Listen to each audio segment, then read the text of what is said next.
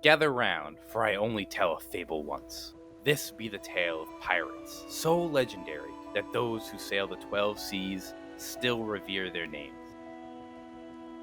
A warlock of the Unseelie Court, Wikipe Weatherby. A swashbuckler on the run, Kildak of Flan.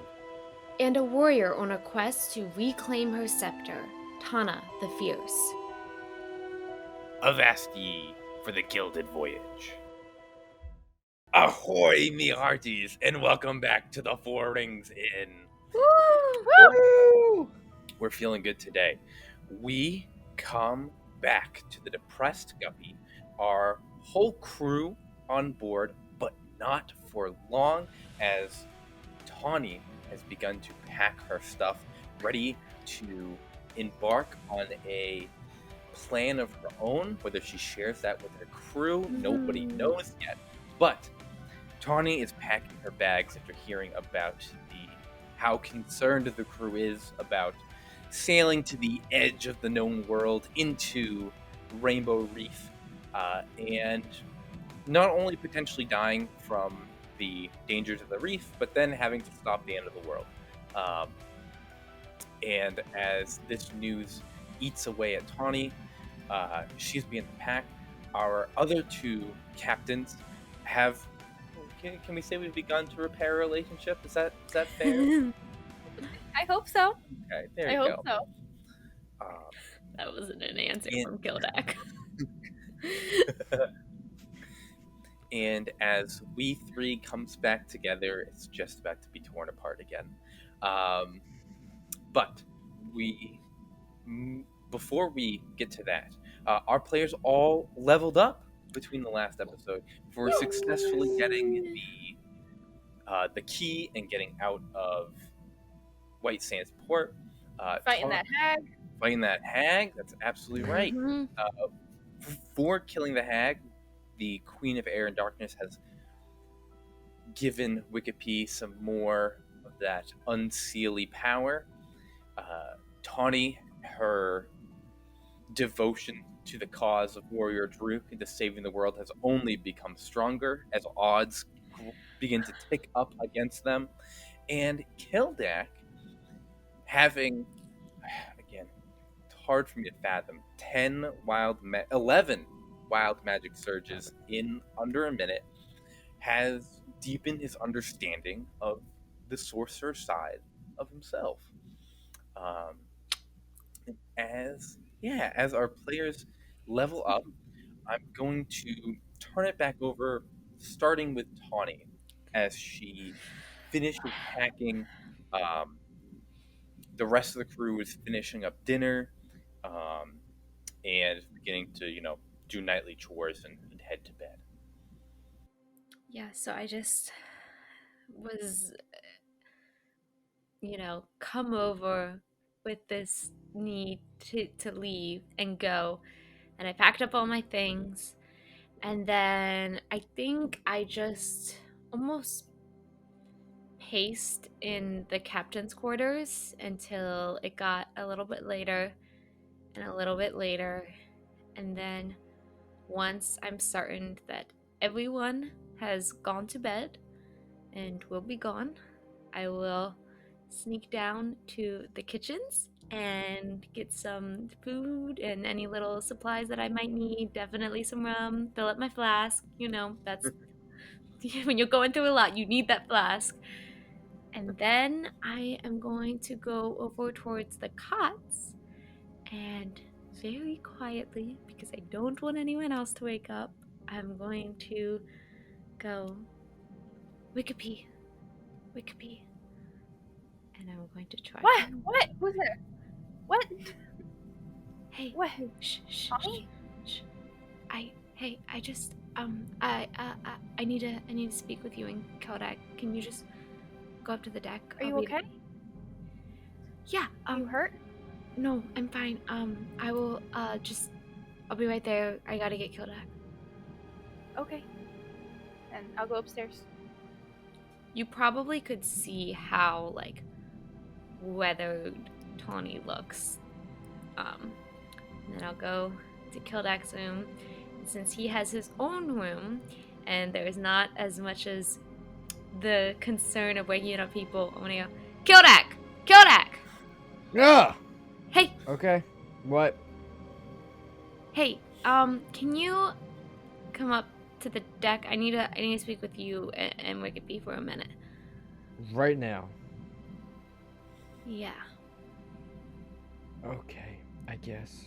Can I get a snack? No. Okay. Come on. And I'm gonna start like Okay. pulling you. Spoken like a true dwarf. Wakes up like, I could eat something right now. Never a bad time. Cool. And then once I get you guys both up onto the deck, most of my stuff is in like my bag of holding, so you probably can't tell too much that I've packed up all my things, but there's probably like a backpack or something. And I'm just gonna look at you both and just be like,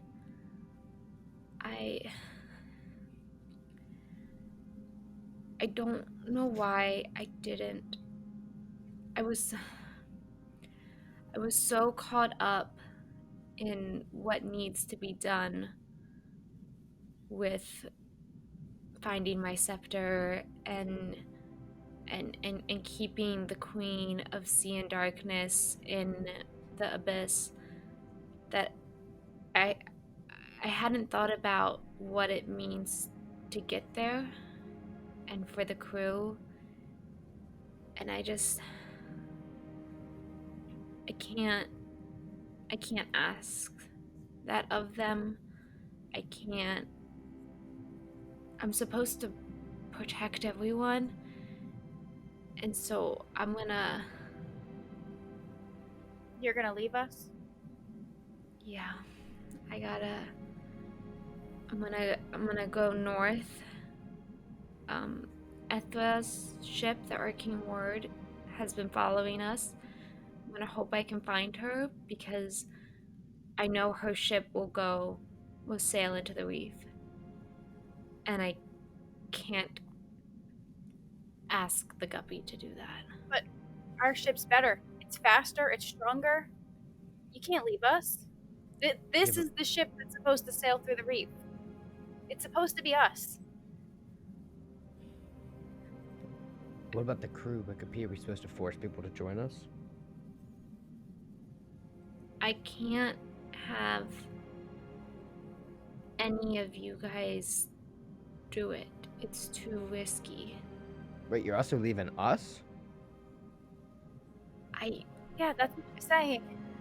That we can't go with it. No, we're doing this with you. We'll bring the crew to safety. We'll drop them off at shore. We're gonna get there tomorrow morning. But take us with you. I need to go to the Arcane Ward. I need to convince Ethra to use her ship. She will go, and I can't risk anything else. I know. Okay. So how are we supposed to get there? You come back for us. You're coming back for us. You can't leave us here. We've been through all of this together. We're all fighting for the same thing. You can't leave us here. I know you We'll guys. drop them off. We'll give them the ship, but you have to come back for us. I know you guys are important and tied to this in some way, but at the end of the day, this is my destiny, and I can't give it up, and this is my burden to bear, and I can't put you guys at risk for this. You already did. I want that gold at the end. I have orders to go and fight her as well. Well, We're not letting you do this alone. May- We'll bring the crew to safety in the morning. We'll reconvene somewhere. We'll meet you. Will you meet us somewhere? Kildak, what's nearby? Other than Hangman's Cove, we have, Yeah, I don't think what's her name's gonna stop at the Pirate Cove. No. There's Left Hand Island. Tawny, tell us you'll come back to Left Hand Island. It's only been a couple weeks. Eugene might be there too. Family reunion. Maybe Wally wait. Oh. No. No, it's fine. Tawny, we'll be waiting at Left Hand Island. You have to come back for us. Promise you'll come back. Yeah. I don't.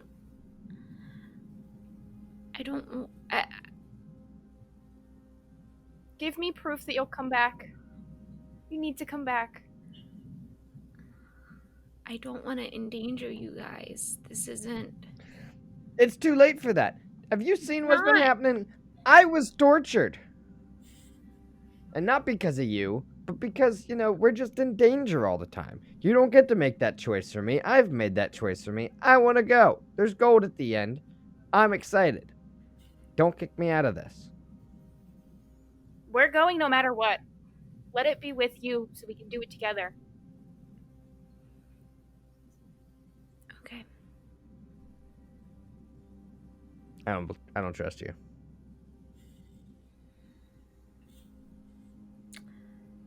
I will reach into my bag of holding and I will take out the compass that I have kept close to me since I've gotten it.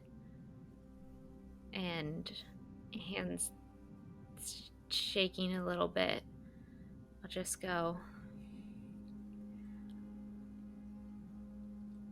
I hope you guys understand what this means.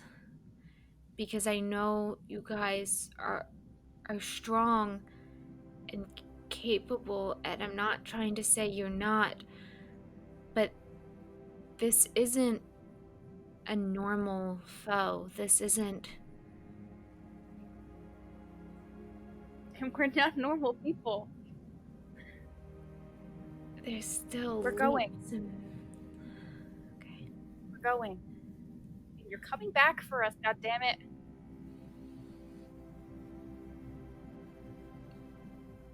And I'll hand over the compass. I'll snatch it out of your hand. Aggressive. A little bit. Pissed. I hope that this works and that I can that we come back and that I Tomorrow night. We're going to be on the island tomorrow night. Are we It better counting be there. tonight as tonight? Like, what time is it? 1 a.m.? 2 a.m.? No, it is nighttime. When the sun sets, it is a new day. So the next When the night. sun rises, when the sun rises, it is a new day. The sun has Okay. not risen yet. So the next time the sun sets will be on that island. We will be on that island waiting for you. So, just for clarification, you know that in a day's time, you'll be at Hangman's Cove. Aren't we getting there tomorrow at like noon? Yeah. Or no? But by tomorrow afternoon, you'll be at Hangman's Cove. And that night, we're going to the island. It's another 5 days to the island. It's Now, It's 5 another days? 5 days? so it is another 5 days, but you, regardless of whether you're going from here to the reef or Hangman's Cove to the reef, you have to pass Left Hand Island. It's just 5 days later. Jeez, I thought we were seeing her like tomorrow night. I thought we were only gone for a day. No, like if Tawny gets the Arcane Ward and then sails direct to the reef, it's still like almost a week of travel. It's still like almost 10 days. So like Left Hand Island is still the most logical place to meet up. It is 5 days. I didn't know that. Should have told us that 2-3 days ago. Okay, never mind. Disregard everything I said about tomorrow. We'll be on the island eventually, you'll be passing it. If we're there, we're there. If we're not, wait. If you have to wait too long, then go without What? us. What are you saying? She'll be passing the island. If we're there, pick us up. You guys would know with the guppy and with your route, if you leave Hangman's Cove tomorrow night, you could probably still beat her to Left Hand Island. Even with the detour. I hope that things will go to according to plan, and I can bring you guys with me into the reef, because I do know how important you guys are in all of this.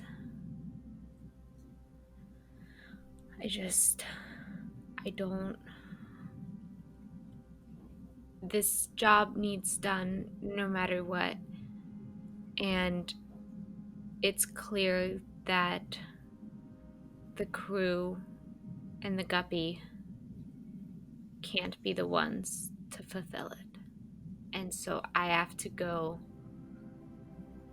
find another way.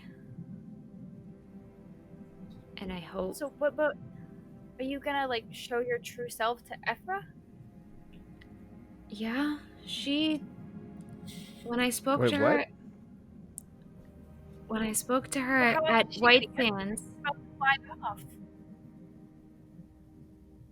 We don't have another ship here for her to take. She's gonna fly to Ethra, Kildak. But we've been hiding for so long. A dragon on our ship. She's just gonna show Ethra. At the end of the day, the risk of not getting to the reef are much larger than the Red Wizards knowing who I am. And Ethra wants to go to Tamokor more than anything.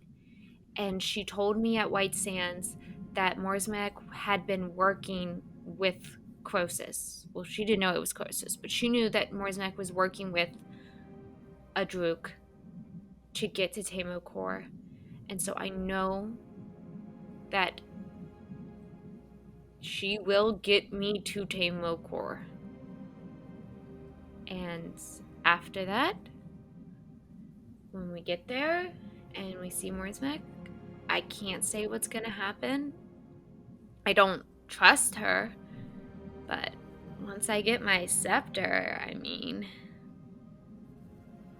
So, when do we fight Arusula? After you get your scepter or beforehand? After.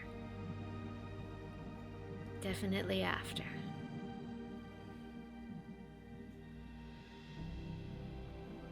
After you hope.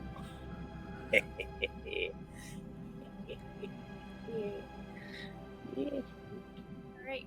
We'll see you in a few days on Left Hand Island.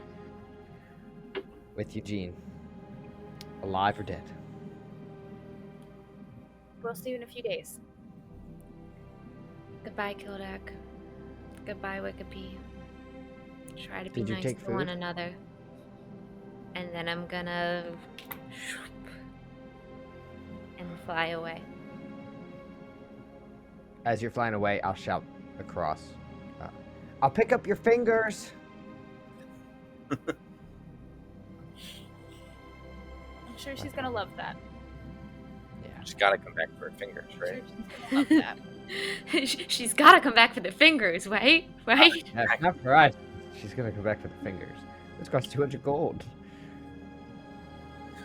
They're expensive fingers.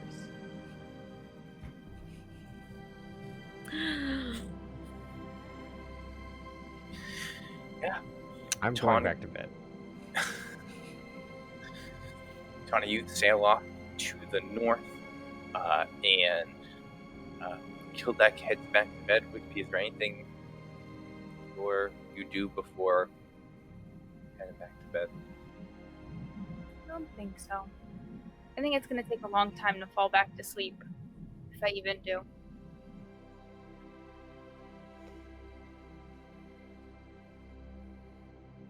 We're going to focus the camera on the guppy for a little bit now. Tawny sails off north, or rather flies off north. And the next morning, the crew gets up, begins to move about doing their duties. Do Kildak and Ruby break the news to the crew? Or do they let them figure it out on their own? Kildak, should we tell them that she's gone? Do we tell them that we're dropping them off? That this is the end of our mission is at port? How far out are we? 6 hours. 7. And the crew's like up on the deck and everything. They're Yes. getting out of their hammocks. They're getting their morning grub, which That's, today is a bunch of sea turtles and insects that was caught. What? Why? You didn't have to say that. Mr. Orc was very excited about it. We got money. They don't need to eat bugs or baby We have- turtles. They're not babies. They're like full sea turtles. Yeah, that's not better. Yeah, the vegetarian in me says no. They're eating oatmeal. Are They're insects eating not- oatmeal. Did you just ask if insects are vegetarian? No. Can they give Yeah. consent to be eaten? Can plants? No. Insects I are didn't think live creatures. No, not vegetarian. are plants not live creatures? Hold up, we No. gotta define vegetarian. We can do this later. I think insects are vegetarian. Actually, that's a No! lie. You're wrong! Hey, Vegetarian doesn't make sense. I vegetarian here says no. Move on. because you wouldn't eat insects. I don't know if it counts as meat. Are insects meat? Yes! Ah, I don't They know. they have little insect hearts and little insect muscles and little insect things. Like, just because it's small, that's like being like, oh well, it's just like a crumb of chicken. It's not real meat if it's just the crumbs. I know that, like, for instance, spiders will move their legs not with muscles, but they have like they use their blood as like hydraulics to move their legs. Yeah, like it's like a hydraulic system, and so they don't have muscles in their legs, and so it's a Okay. different thing. I don't know, but it does say that some insects, like worms, do have muscles that can be considered meat. So take it back. They also have like an exoskeleton, but it's not made of bone. They don't have bones in their body. It's really have- not about whether or not the creature has muscles.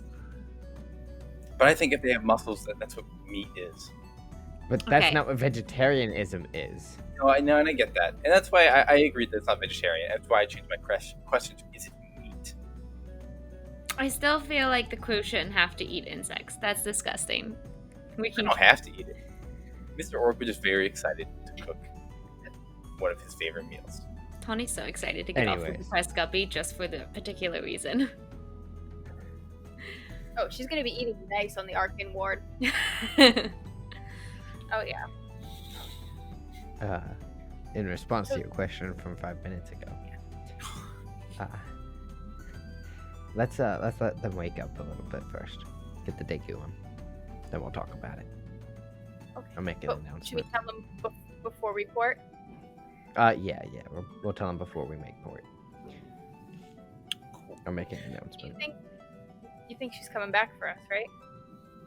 Honestly, I take a gold piece out of my pocket and flip it. That's not the answer I was hoping for. Me neither, but it's Tawny. Yeah. She thinks that our choices are hers to make. Yeah, that can get annoying sometimes, huh? As protector of all, I guess we fall under all. Oh. There's gotta be someone she's not a protector of. Clearly herself. It's true. She's Someone's gotta flying protect Tawny. towards the people set on imprisoning her. Or at least that was their goal 3 weeks ago. I don't know if it still is, but... I will say, since you said you would break into the crew, I won't punish you for them, like, noticing that Tawny is gone without notice. She likes to sulk in her room a lot. She just hasn't come out yet. You have some time Yeah, like, as people finish breakfast and get up onto the deck, I'll stand on the quarterdeck and say something. Perfect. Yeah, whenever you see that the time is right, you can start your speech. As you may have noticed, Tawny has left. She's taken upon herself to take on this world-ending task, and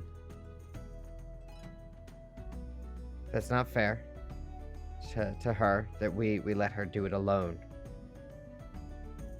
I'm not going to make anybody here join us, but Wikipedia and I are rendezvousing with Tawny. We have a date and a place.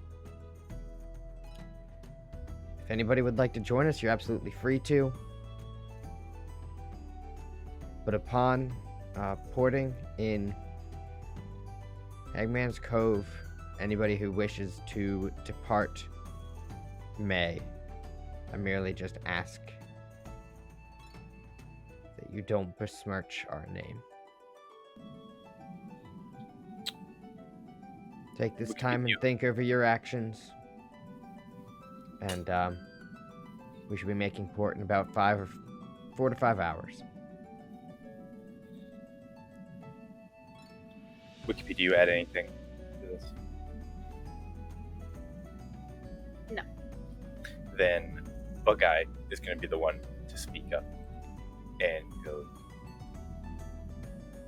Is Tawny coming back? Relatively. We have a place to meet her. But to the boat, no. Well then, why did she leave? She didn't want to harm anybody. She didn't want to put anybody in harm's way.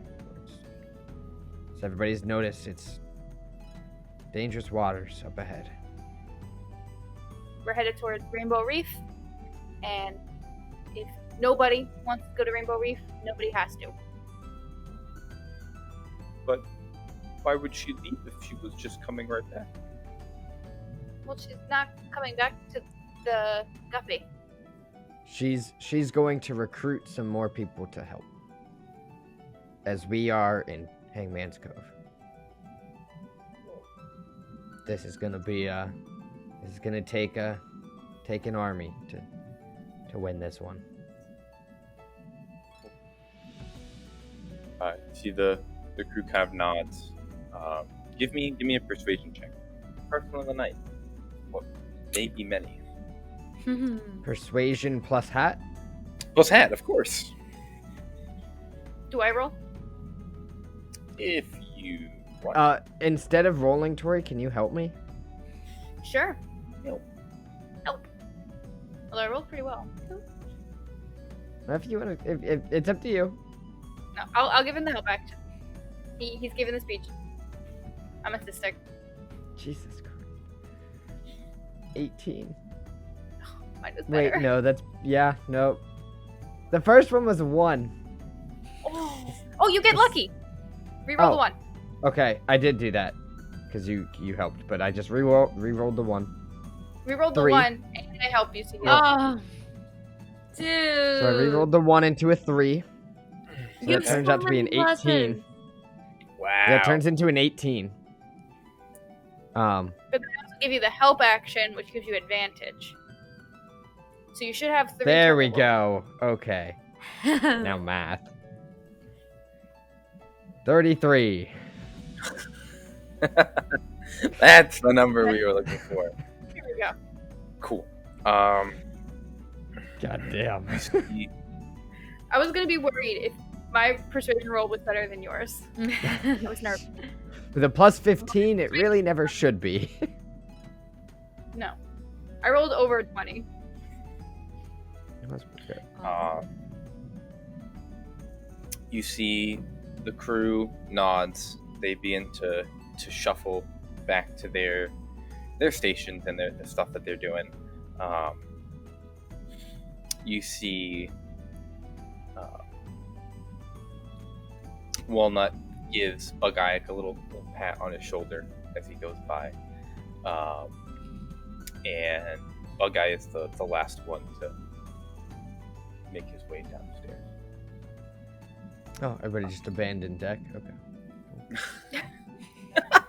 They're thinking about it. They're mulling it over. What's gonna happen? Some of them, they've gone back to their stations. Some of them, Walnut is Ship meetings have to happen. still swabbing the deck. He's been doing it for 3 weeks now. 4 weeks. He's the deckhand. He's the deckhand. He's been cleaning the deck. Good job. No, the guy goes back, and then within 30 minutes, you hear another door being taken off its hinges.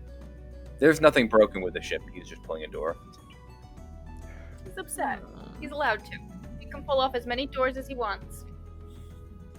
Wickeby, I don't know how you talk to your queen, but is there any way you could send her a message or see if she knows any kind of weaknesses that Arusala might have? Any way that we could kind of get an upper hand? I mean, we're going to Hangman's Cove. I'm gonna recruit as many other captains as we can. But I mean, we have no assurances that anyone's really gonna be joining us. No, I know. I will try. I will do my best. I have no control over when she receives my messages or hears me, but I will try. Okay.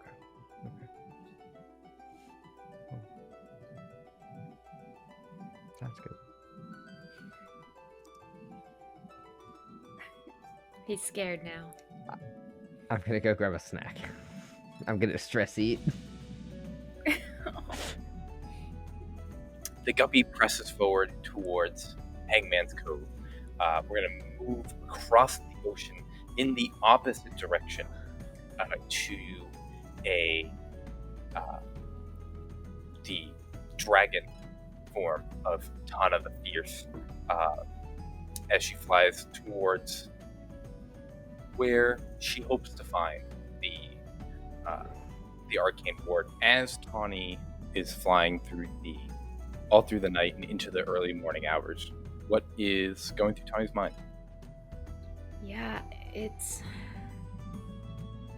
she's very focused on the new mission kind of that she's on, because before when I was in the pirates huddle with Wickeby and Kildak talked about how the crew were reacting to the news and how awful that was, it kind of just sent me spiraling a little bit. And so now having a new course of action, even if it's not a very good one, but a course of action, has me focused in on just what am I going to say to Ethel? What is it? Should I be prepared to instantly be in a fight if I land as a dragon onto this ship? What's that going to look like? But also trying to push it down and away is just this feeling of protection towards the crew and and Wickeby and Kildak. That's their ship name that we use out of game. But just this thought and deep feeling of I'm gonna cross the reef and get my scepter and make myself more powerful to be able to protect them before letting them meet back up.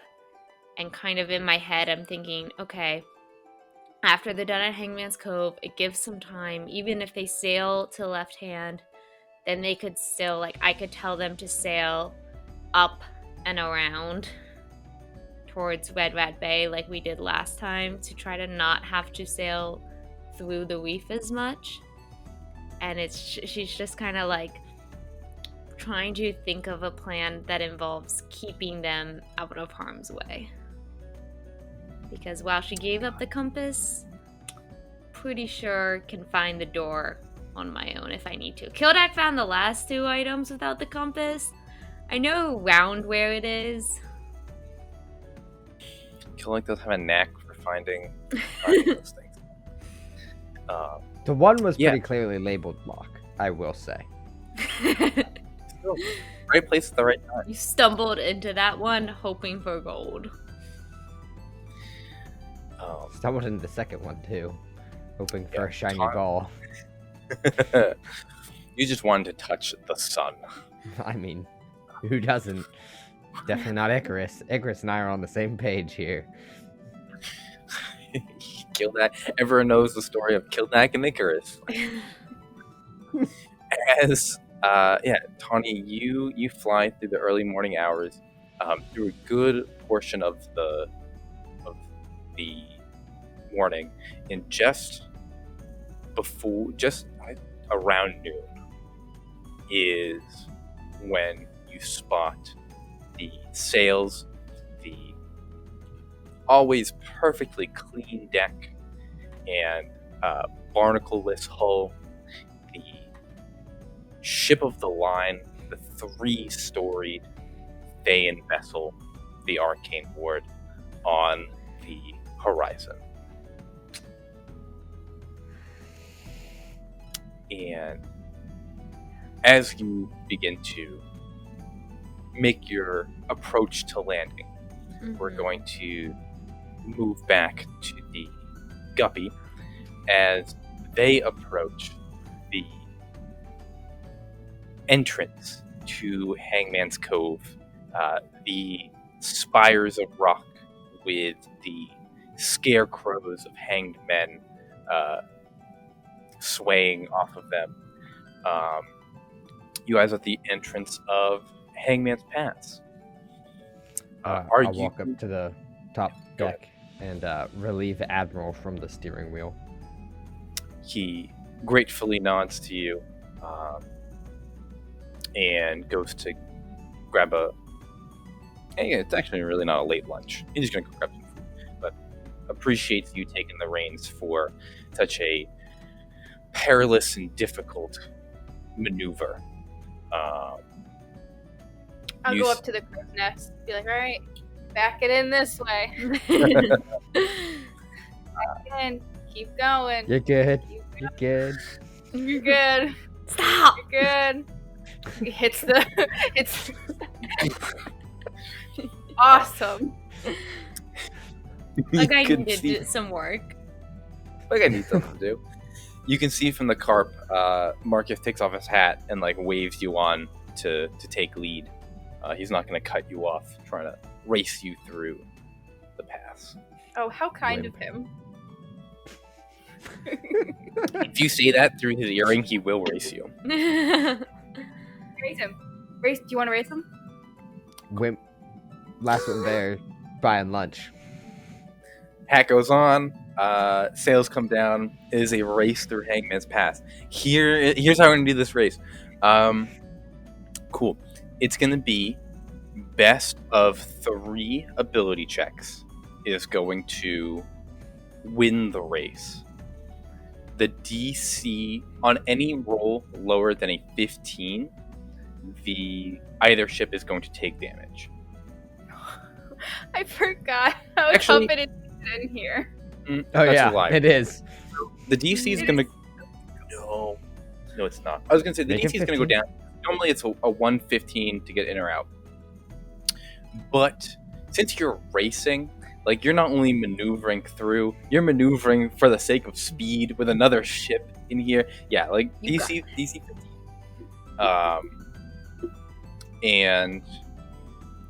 But you're also trying to beat Marcus's roll. Let me real quick, because I didn't realize I was about to get challenged to a race. Pull up my sheet for Marcus. We could beat him. We could do it. Last time you didn't, so do it this time. Cool. Kildek, are you ready? Oh yeah. Sails Cool. are down, hats on, ready Hats to go. on. Give me your first sailing check. 13.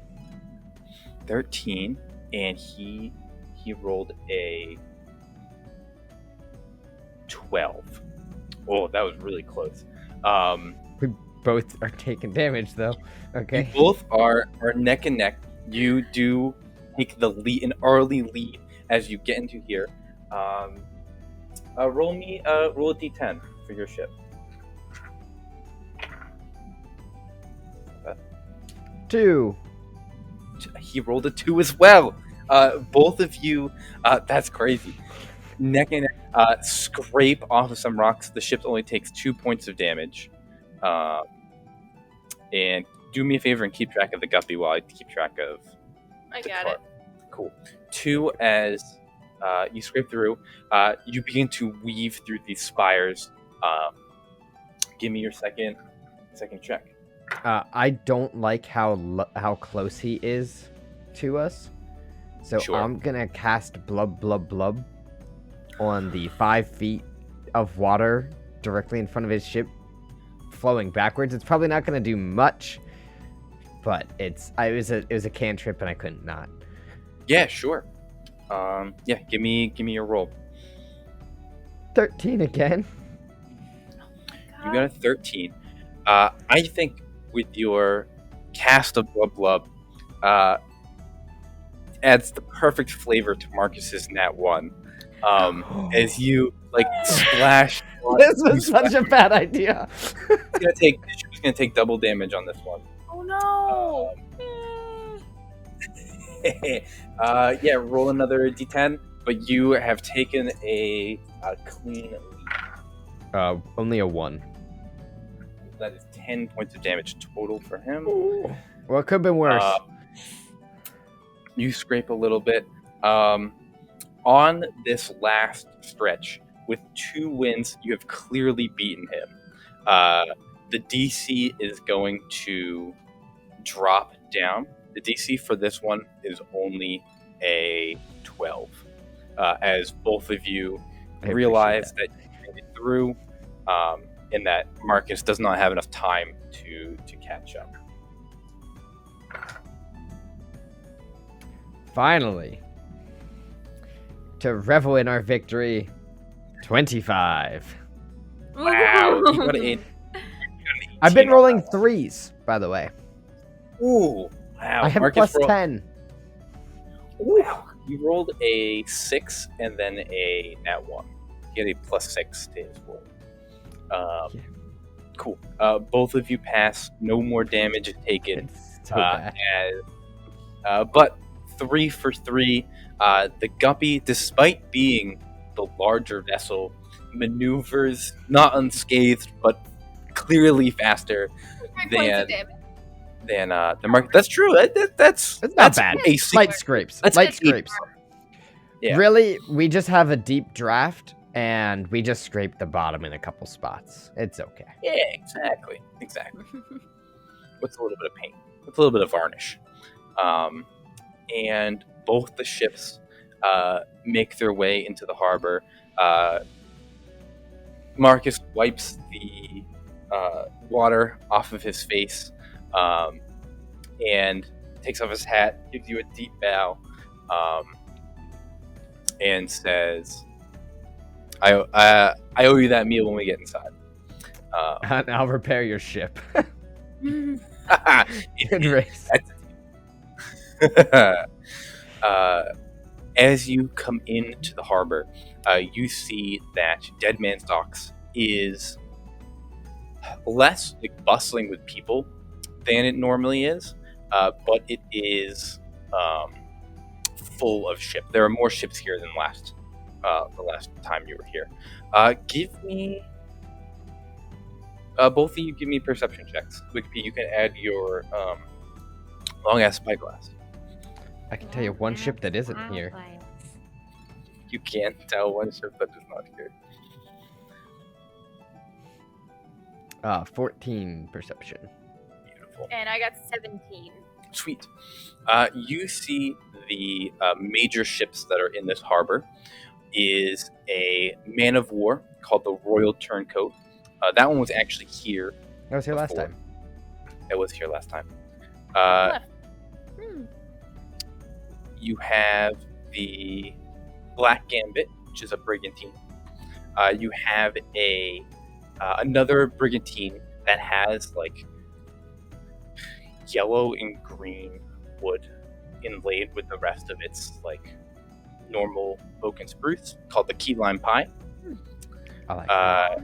You have a slightly larger frigate that is in the harbor called the Twisted Scar, and there's a little sloop that is bustling with a bunch of goblins called the Powder Keg.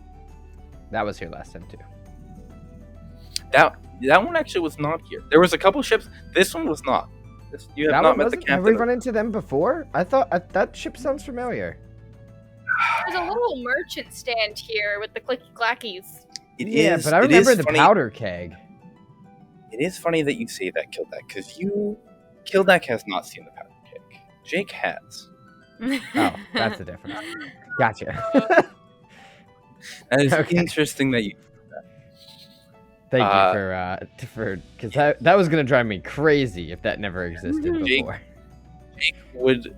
Kildak wouldn't really notice this, but Jake would realize that keg is spelled with 2 G's. And I don't know if that really helps, but yeah, that's how I spelled it last time. So I thought I'd keep continuity. Now I'm even more crazy. Okay. Yeah, but you find a dock open for the Guppy and the Carp, all dock, and then you guys begin to make your way into Hangman's Cove in the Noose. Again, if you would like to start at Dead Man Docks, you're welcome to. You can see by how it's not a ghost town out here. There's only a handful of people working the shops. The pirate court is currently in session. Oh, we're late. Oh, we're late. I'm just gonna stop by the dock shop. Is that one open?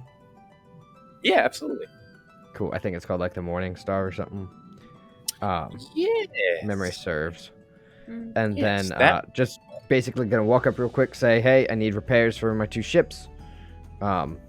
A crew member on board will be able to tell you how much. Can I just pay the bill later? Absolutely. You Cool. can pay the bill when you get back. Put it on the tab. Yeah, Dr. Trump, you see the Trackless Star is the other shop that you're thinking of. The Trackless Star, you see Bootleg waves at you, and he has a crate stamped fingers on it. So discreet. We'll be back. We're running a little late. I'll be back for you though. I didn't forget. I can load it on your ship if you want. Hell Perfect. yeah, dude. Let's do it. It will be done. Thank you. Cool. Yeah, you guys already paid for it. We did. So, yep. He goes and begins to load on a ship. You make your way into the. Before we go in, Kildak, wait, before you go in, Okay. like, I'm gonna like straighten his hat and be like, you sure you wanna go in like this? Good point. Glub glub glub glub glub. Okay. Sexy Gildak, There- sexy there- Gildak. I was more talking about the blue. You sure you Oh. wanted to stay blue? I think you should be a little more presentable for the court. Right. Blue, right. I feel fine. Do you mind? Yeah. No. I'm gonna like Uh, have my hand, What are you Mine? gonna do? What are you gonna do? get rid of the blue. Oh, sure. Go for it. Okay. Is it gonna And I'm hurt? gonna put my hand on his cheek and close my eyes and cast what is it? Break curse? Cure curse? Remove curse. Remove curse. I'll put my As hand you on touch his me, cheek. I scream. Ah! What? Oh, sorry. I thought it would hurt. I was prepared. Okay. Oh, okay. And I cast it. Correct me if I'm wrong. This is the first time that Wikipedia has cast a spell on Kildek since the seeing the reef. Correct? Since the events at the. Yeah, I don't think I've ever I don't cast know a the last spell time The last time I can think of is the invisibility. on Red Rat Bay. Mhm. Yeah. Cool. For a split second, when she casts a spell, like you get your vision flashes to your dream where you were chained up in the abyss, and you get like a split second flash of that when she casts remove curse. Which is funny that you screamed because.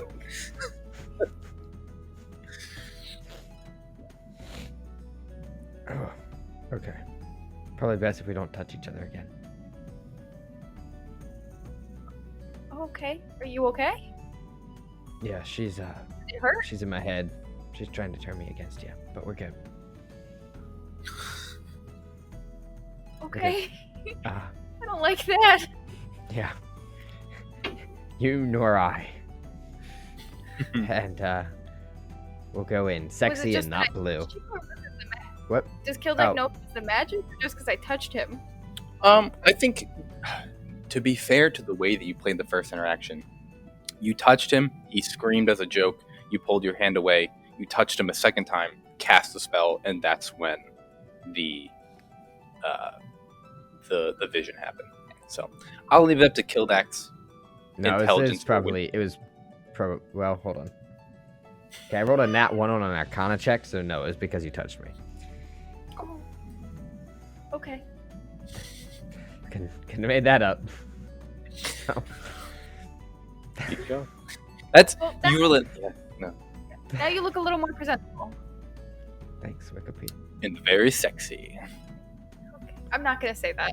Seduce you away and with that. Did you want one of larger these? dick. No. No, thank Okay. you. I'm good. No to a sexy potion. No. Wow. Could have been the I'm all two natural. hottest pirates walking in. I know. Wikipedia definitely. I don't think she would take it though. As much as I want to. Beautiful. She's more for a natural look. She's not looking to look pretty. Cool.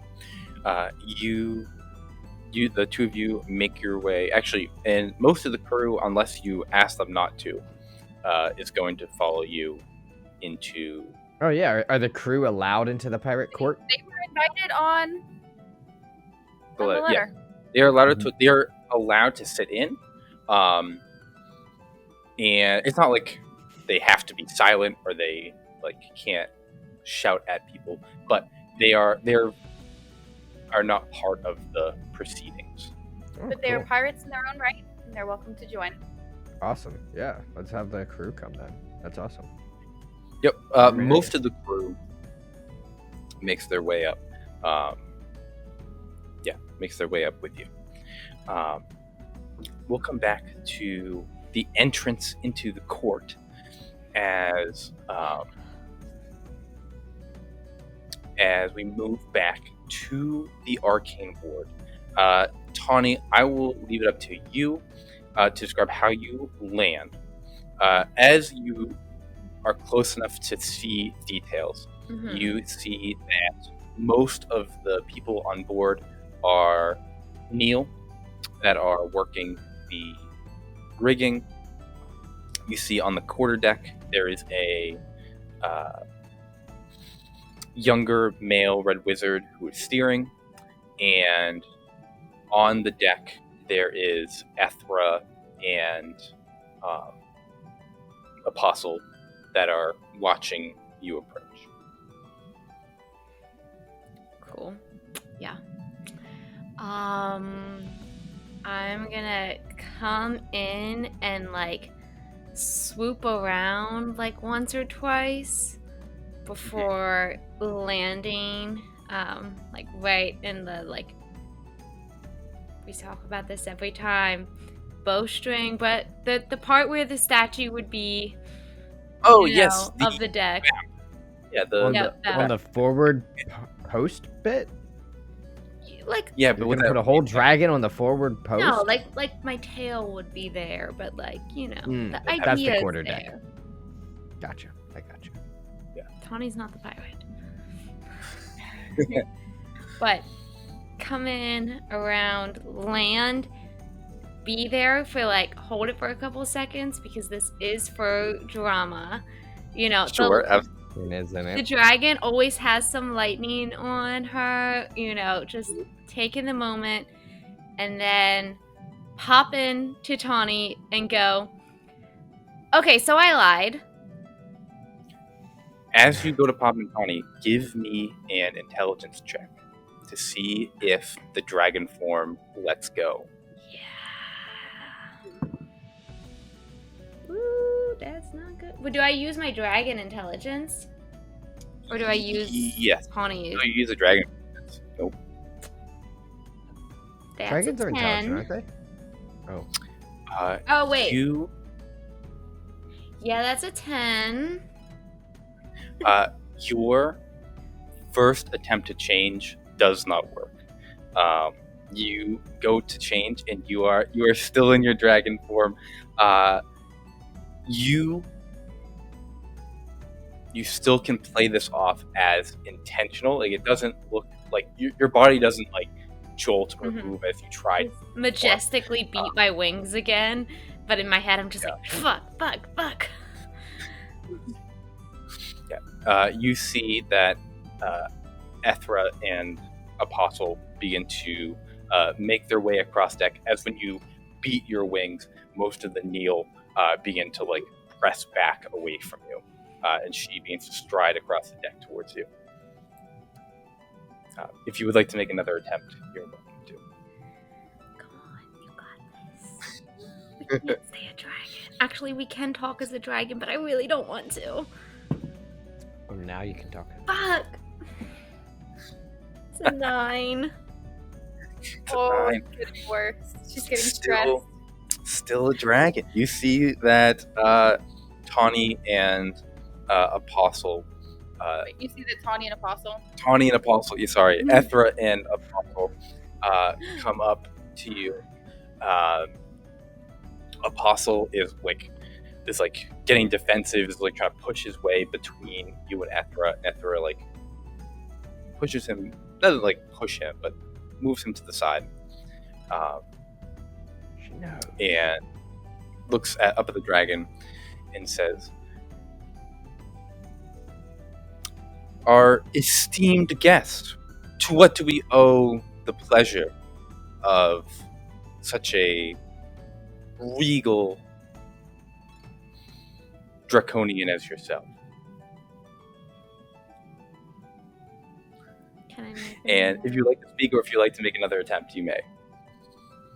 This one can be made with advantage. Don't fuck up. Because he's tired of seeing you fail. I don't even need it. That's a 19. And if that doesn't turn me back into my mortal form, this game is wigged. The DC is 35. Yeah, you turn back into Tawny. So now with And her having said that, I'm just gonna be like, hey, so I lied. It's me. you see that her eyebrows raise, and Apostle like does like a rustle of confusion at what he's seen, and Ethra goes, "The Dragon Warrior of Legends on board our very own arcane ward. It is truly a pleasure." And she'll take like a deep curtsy, but she does not take her eyes off of you. But she'll curtsy. Thanks. She goes, "I will be honest, I had a hunch that there was more to you than what met the eye. One of your stature does not belong with pirates. You belong amongst great and it's worthy of your presence. I hope that the Arcane Ward will do that justice.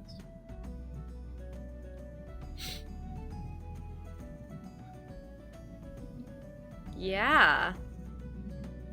Sorry. I thought you might be mad. I just Mad? No, I see that you have analyzed your situation and realized that between the company of rapscallions and scoundrels or distinguished people of academia and lore, that one of those two is clearly the better place for such a valiant warrior such as yourself. I must People who- ask, why do we owe the pleasure now? Have you simply grown tired of the rabble that you travel with? we have a lot to discuss. I could not agree more. Come. I'm sure that you've traveled far and haven't had a proper meal since last you were on our ship. Come to my quarters immediately. And she will turn on a heel and begin to walk back to the captain's quarters.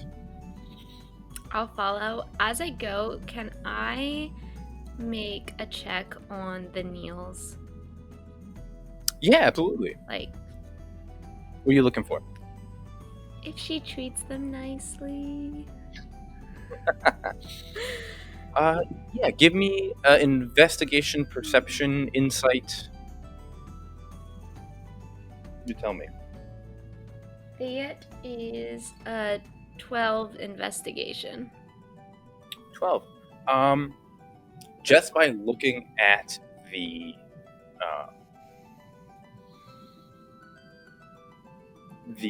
things that you've seen landing on the ship, aside from the Red Wizard steering the ship, it looks like every other duty is performed by the Neil, with the exception of cleaning, which is done through magic. But running the rigging and it looks like the cannons and food and all the works that goes into the upkeep of a ship, all of that is done by the Neil.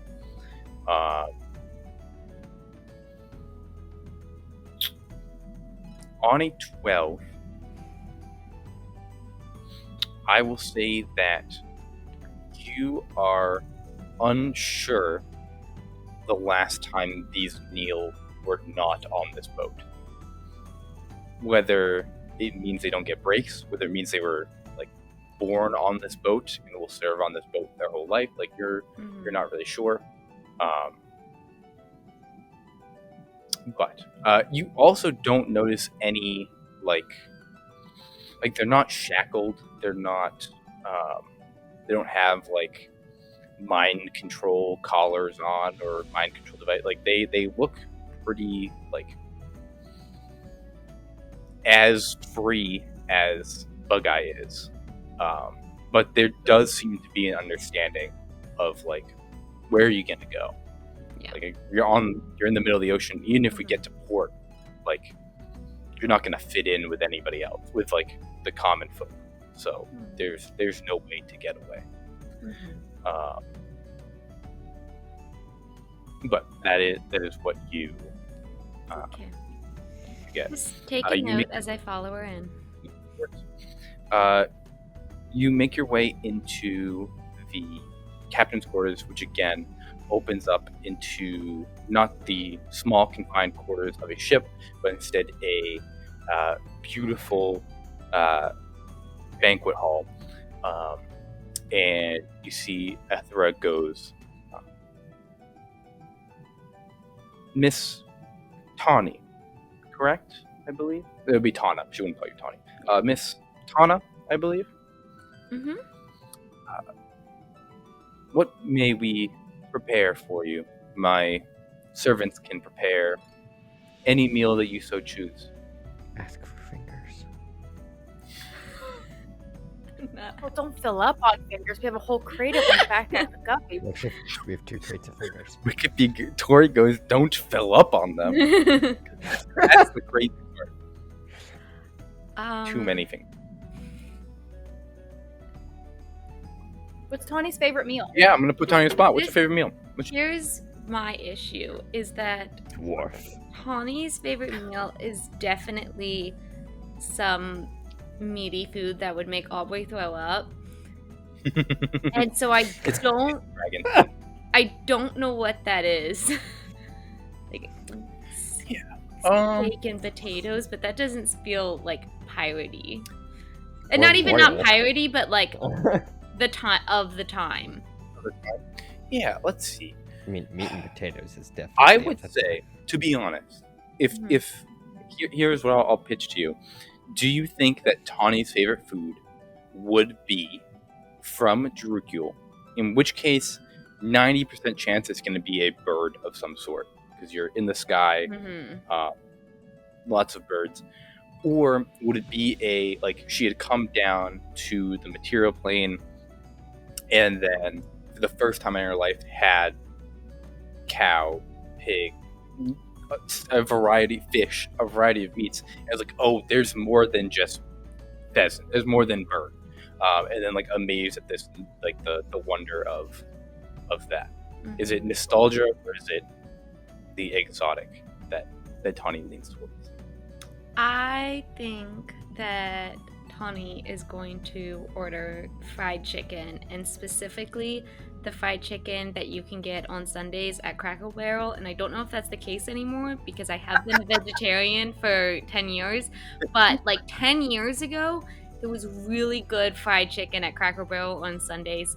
And that is what she wants, because I think as much as she is a royal and leans in all of that, like the Drooks are based off of like Vikings and stuff, and I think like the idea of like having something like fried chicken, even if she's eating it with a fork, is fun.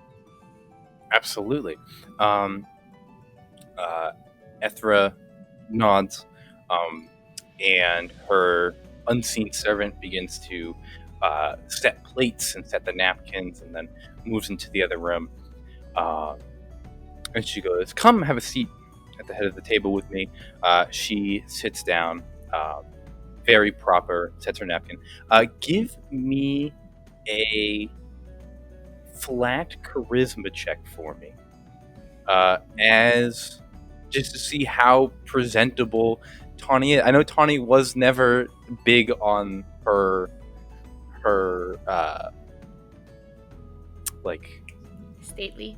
formality study. Yeah, her formality studies. But she's also been sailing with pirates for the last couple months, and that Yeah. does not help. Well, with my +0, I got a 9. A 9. So Ethra, as she's like being very proper, can't help but chuckle as she sees you like doing your best. It is clear that you have been amongst pirates to her. And you see coming out of one of the other doors to this hall, once again wearing like a beautiful silk bathrobe, Dante comes striding in, and you see Ethra rolls her eyes as he comes in. And she goes, Dante, how do you always know the worst times to come visit? Did you and say Dante- he's wearing a silk bathrobe? He's wearing I guess it would be like a silk, like, I don't know, like just robe. No, It's not I just wanted to make sure I heard you right. And this dude showed up to dinner in a bathrobe. He's wearing Yeah. Lunch. it's any meal this size is called dinner, I think. And he saunters in and says, "Oh, I just know the perfect occasion to get on your nerves, dear. Oh, and the pretty lady returns." And he motions to you. He says, "Did you bring your dwarven cohort with you?" I did not. Oh, shame. He was such pleasant company. We could have had so much fun. and he's going to pull one of the chairs out and then put both of his cloven hooves on, like kick them up on the table. That Ethra immediately pushes off. He's going to roll his eyes at her. And Why you does she see... keep him around again? It's a good question. Okay. She has a choice. You see the food begins to get delivered to the table. Again, this table is set for like 30 people, and you've only ever seen like 5 people ever. Like, this table is for no reason other than looking rich. And the food comes out, and Ethra goes, "So, Lady Tana, what is it you'd like to discuss?" I'm going to pause it real quick as we move back from this very regal dinner to Hangman's Cove. A much rowdier group. You guys make your way A little bit. the noose through the back room that you had gone to before, and now a door that was not there previously on the back wall to a third room in the back. As you make your way in here, you see there is this huge cylindrical room carving out into the cave. There are like tiers of seating that go down to a central circular area. At first glance, it kind of looks like a coliseum. Like, you have like a stadium looking at like an arena. The arena is clearly, it has chairs, it has like a table that has like parchment and ink and places that people can sign things and can write up documents. Clearly not designed for fighting. Like, you don't think like, oh, this is going to be a fight.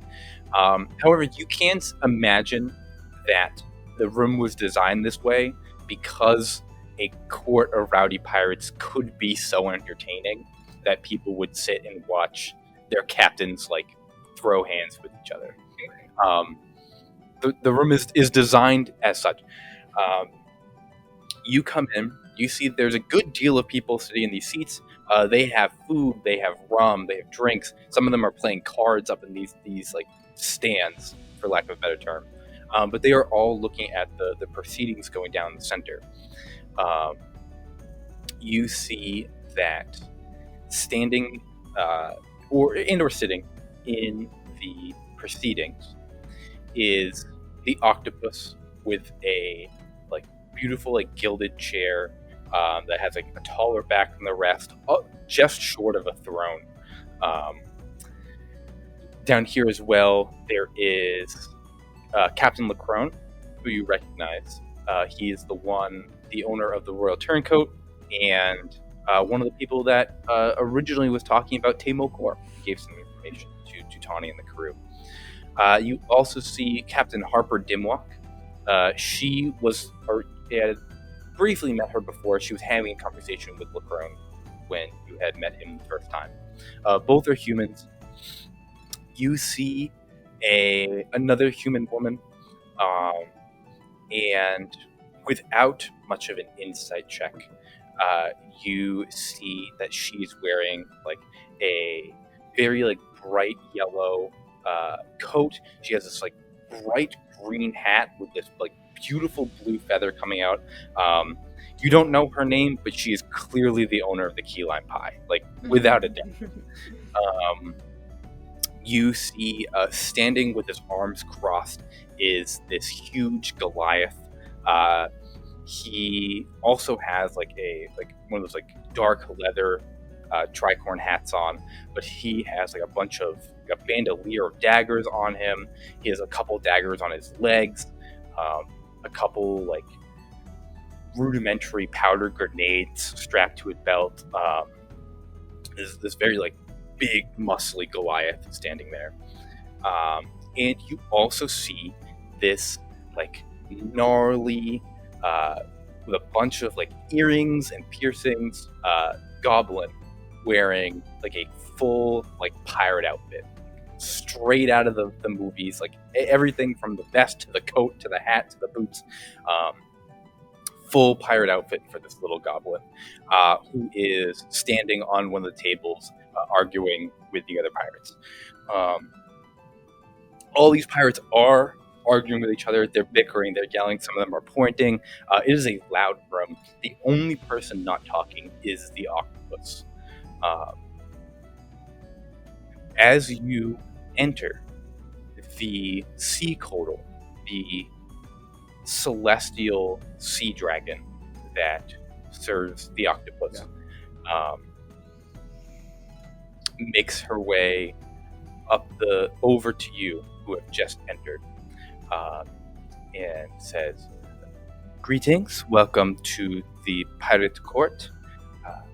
I will be introducing the captains as they enter. What would you like to be introduced as?" Captain Kildek, Captain Wikipedia of the Depressed Guppy. Captain Kildak, Captain Wikipedia of the Depressed Guppy. He looks to Wikipedia real quick and goes, "Is this okay for you?" Yes. Excellent. The Kodal like swirls on its. It looks like a sea serpent, but it's also flying. So it swirls, begins to slither its way down towards the center, as the rest of your crew begin to make their way to little pockets of empty seats and to find some people that they maybe have met the last time, or just kind of look for secluded areas. And as the sea coddle comes down, they go, "Introducing!" And as she says it, they use thaumaturgy to have a booming voice throughout the chamber. I was introducing Captain Kildak and Captain Wikipedia of the Depressed Guppy. I need everyone to make perception checks real quick. 17. Ooh.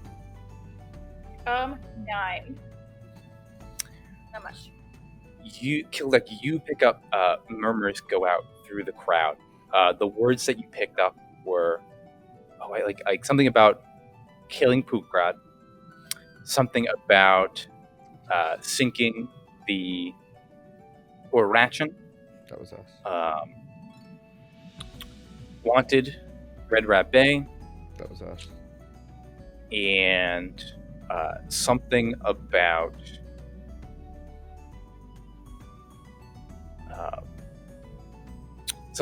killing sea monsters. That was us. Okay, cool. No negative rumors. Sounds good. And what is the current argument about on the floor? Yeah, on that perception, you can hear that there's a pause in the arguments as you're introduced. You see all the captains turn and look over at you, and then argument immediately resumes. You can pick up that Captain Lacrone is arguing with the Goliath. Captain Lacrone is trying to tell him that relationships between coasts are becoming sour. If there's ever a time to leave, now is the time. There are better prospects in other places. The money is running short. War could be around the corner. Let's go. There are easier targets to hit. While the Goliath wants to use his turmoil to hit some small towns while they still have the chance before war breaks out.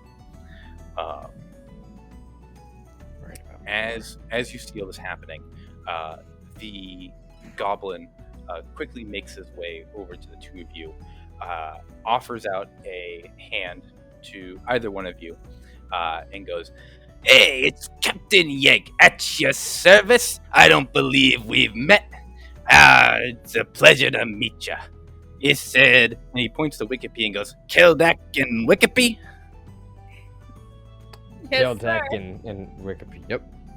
Kildak and Wikipedia, I got it confused. Like I said, I'm Captain Yeg. I sail the powder keg, and we're here to figure some stuff out. That's what it's from. All coming together. Pleasure to meet Yeah. you, Captain Yeg. It's a pleasure. What brings you to the court of the pirates, the children of the reef? Oh, you'll see soon enough. Excellent, excellent. Well, if it involves Captain Yeg, and it's Captain Yeg making money, Captain Yeg is on board. Good to know. I'll hold you to it. Excellent. You see that Captain Lacrone breaks out of one of the arguments that he's having, where he is replaced by the captain of the Key Lime Pie, who also begins arguing with this Goliath. Captain Lacrone makes his way over and says, yes, the captain of the Depressed Guppy, is so nice to see you here. It has been too long since you have visited. Yes, what it's been... That visit was too short. Yeah, oh, absolutely, Miss Wikipedia. And he reaches out a hand to you, and if you give him your hand, he will reach down and kiss I do because I'm nervous. it. You had a social obligation. He leans down and kisses your hand, and goes, and Captain Kildak looking as good as ever. I will kiss your hand if you want as well. And he kisses your hand. And he goes, excellent. What brings you back to Hangman's Cove? I assume, obviously, the court does. How does your travels fare? I see you are down one captain. Where is the other one? She's off. She's off on her own adventure. But when I tapped my pocket, I was like, you'll hear soon enough of our tales. Oh, excellent. Wonderful. Well, we were simply discussing the future of the pirates in Red Rat Bay, and as I've been trying to argue with Captain Growl, and he roughly motions across the room to the Goliath. He goes, these people, they want to stay. They want to continue raiding. The relationships are too sour. War is right around the corner, and even if war can be prevented, that's a lot of money. That's money that's not being shipped across the seas. It's not being invested in the towns. War? Between who? Between the Sword Coast and the Red Wizards. It's not apparent. It's not guaranteed, but the writing is on the wall. It's only a matter of time. With all due respect, Captain Lacrone, that war is the least of your worries. And with that, I'll walk away. Cool. You move past him. I'm just following behind Kildak. I am nervous. So many people in this room. There's a lot of people in this room. Yeah. Yeah. So I'm I really just thought it sticking was gonna close be to Kildak. 7 captains sitting in a circle. Yeah. I'm just his shadow. Where is your destination as you're making your way through? You said there's little tables set up? Yeah, there's little tables. Currently sitting at a table. Captain Yeg has moved on to chat. With Captain Dimwalk, who is sitting at a table. Now discussing things with Captain Yeg. But there are 2 or 3 other tables here, and there's also this long table with, like I said, parchment, mostly blank parchment, ink, and wax for making wax seals, envelopes, and sitting behind it is the octopus. This whole ordeal is kind of pissing me off, just because it seems so frivolous and useless in short term. I'm gonna just walk over to just a table. There's no point in arguing. None of these arguments are worth having. And I'm just gonna put my jacket on the chair and sit down. You put your jacket on the chair. You sit down. A couple more minutes goes by with the bickering and the arguing. People from the stands shout things down at their captains or at other captains. It's just adding to the noise and the cacophony of shouting and ruckus in this room until one voice echoes out into the room. Enough! And the room goes silent. That's what I've been saying. The octopus pushes the goblets and plates off the table in front of her, rises to her feet, and you can see that she is seething. Her awkward green skin is you can see her cheeks have turned bright red, not out of embarrassment, but out of anger. Her gills are flaring with each breath, and she stands up, and you can hear her peg leg. You don't just hear, you watch her kick over her chair using her peg leg. And she goes, "I've heard enough, I have. Umberly called on me to summon my greatest sailors, and here they be, with talks of fleeing on their lips." And she grabs one of the goblets and just hucks it at, who's she gonna throw it at? She's gonna huck it at Captain McCrone. And it's just gonna he's able to get out of the way, but she just hucks it across the court. She begins to make her way around the table and goes, "I started this lily-livered guild because not one of these sludge-sucking sea dogs could replace me. In my prime, I held the whole scatter in my palm. I killed red wizards, I slayed sea monsters, I brought Vorpalgrad to her knees. And I had the Arcanist pay me back for it. And what have y'all done except sit on your slimy rumps? I hope that the lot of ye could keep our kind from being snuffed out. But you're a hopeless lot. And I'm a fool for believing otherwise." And she's gonna reach down and grab a plate that's on the table, and she's gonna huck it, this time at Killneck and Wickeby. You take the plate and throw it across the room. I need a dexterity saving throw from both of you. Can I roll to catch it? Whatever that looks like. Yeah, absolutely. Give me a athletics check. And Wikipedia is, I probably didn't say this before, as Kildak pulled a chair out to sit, Wikipedia actually went to sit on the table because he's too short to sit in the chairs, and I want to be eye level with everyone else, so I'm sitting crisscross applesauce on top of the table, and I rolled an unnatural 20 to dodge out of the way. Mm-hmm. Very nice. I rolled a 25 to catch. Yeah, you cleanly, it comes at you direct, like a frisbee, sails right toward you, and you single-handedly catch it. I stand up, slam the plate down without breaking it. I assume it's made of metal. Maybe. Yeah, I made of metal. Our end is upon us because the enemy, the true enemy, is actively working towards our demise as we speak. I speak of Ursula, the goddess banished to the depths of the abyss. She is breaking into our plane mere days from this very spot in the reef. I've seen her myself.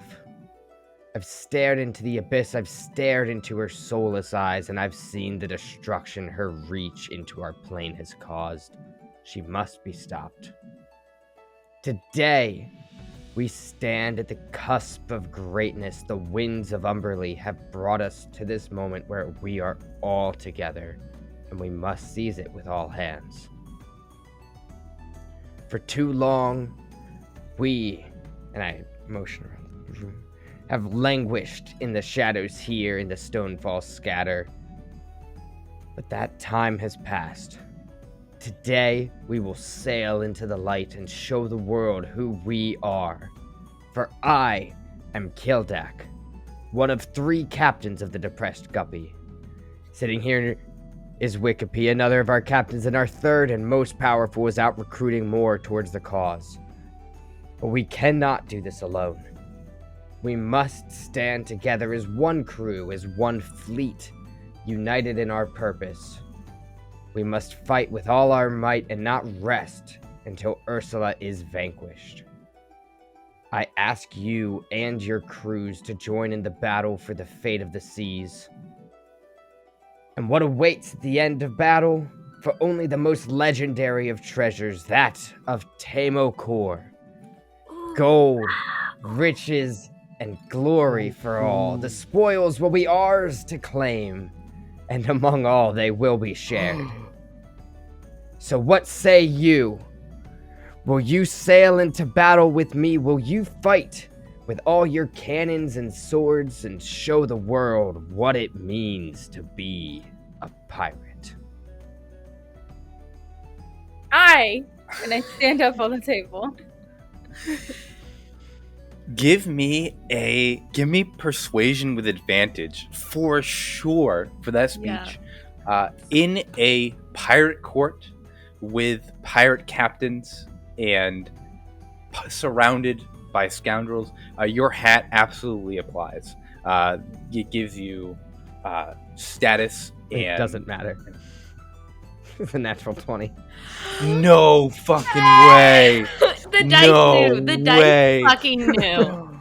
Wow. What? I gotta First know. roll, advantage didn't matter. Hat didn't matter. No way. What is Plus that 10 I total? had without the hat. Yeah. 35. 35. Holy shit, man. That is, wow. Meant to be. Dice That's know. nuts. Dice always know. The dice know. Wow. Cheers. Yeah, cheers. Holy shit. That's got to be the craziest nat 20 of this game. Love Wow. You deliver the speech. Do we get everyone? Wikipedia cheers. The room is silent. Not a soul is speaking, contemplating what you said. Not a person in here doesn't believe you. They look into your eyes and they see that Kildak, the one in fact truly touched by Ursula, the one who has seen her firsthand. There's no question that he has seen this, and that what he says is true through and through. The room is silent with fear, with awe. And from the crowd, a body stands up in a single voice, not enhanced in any way, but echoes out from the chamber. And he goes, "I'll go." And you see Bug-Eye is standing in one of the top rows. And he goes, "You would go for me?" And all heads turn as he says that. I'm not even gonna make you roll for this. The Admiral looks down and from a different spot makes eye contact with Kildak, one of his oldest friends. He gives you a look. He just looks into your eyes. And originally it's a persuasion check. On a 35, he sees how genuine you are. And you see he just takes a nod. Patchy Polly is arms crossed, but already standing. In the silence, you hear the first captain speaks up, and he goes, "Like I said, if there's gold involved, Captain Yegg is in." And Captain Yegg hops off his table, strolls across the floor, and gives a hand up to shake, and says, "You can count on the powder keg." And I'm gonna do one of those old Handshakes. Yeah, full arm clasp. This guy, Captain Yang, has a tiny, tiny arm, but he clasps your arm, and he is honored to do so. Captain Lacrone comes over and takes a deep bow and says, "The Royal Turncoat would be honored to be among the crew in the fleet of the Depressed Guppy. What say you, crew of the Royal Turncoat?" And you hear a cheer goes up from a huge swath of the arena. With that cheer, you hear other pockets shouting down at their captain, "We will not be left out. We will go too. We must go. We must help." You see Captain Dimwalk comes over, and she takes a bow and says, "The Black Gambit is at your service as well." Captain Growl, the huge Goliath, lumbers above you, looks down and says, "You have more heart than most of these. You have the guts, and it would be a pleasure to die beside someone who's willing to fight. What do you say, boys?" And then a bunch of pirates in the crowd cheer again. The whole court is erupting in sound. You see the captain of the Key Lime Pie makes her way over and says, "I am Captain Lulu Herbert. It is a pleasure to meet you, and it sounds like it'd be a really good time to come with you. I think that's the place to be." I You can't know what I promise mean. a good time, but or a Well, long any time. time amongst friends is a good time. Yes. And she pats you on the shoulder. She goes and pats Wikipedia on the shoulder. And she goes, "The Key Lime Pie will sail wherever you want." And you see the room has erupted in cheers, and people are throwing their hats down. You see that Captain Growl looks down at you, Kildak, and Wikipedia, and says, "You said we have days before this Ursula creature comes out?" Yeah, days. Tonight We leave. gotta get going then. Where can we find this beast? Well, that's the best part. We gotta get through Rainbow Reef. You say that, the room goes, the pirate captains all go quiet for a second, and you hear the octopus now chimes up and says, "You heard the lady. She said you're going to the reef. If a single one of you backs out now, I'll have your head before you leave the noose." That was confusing.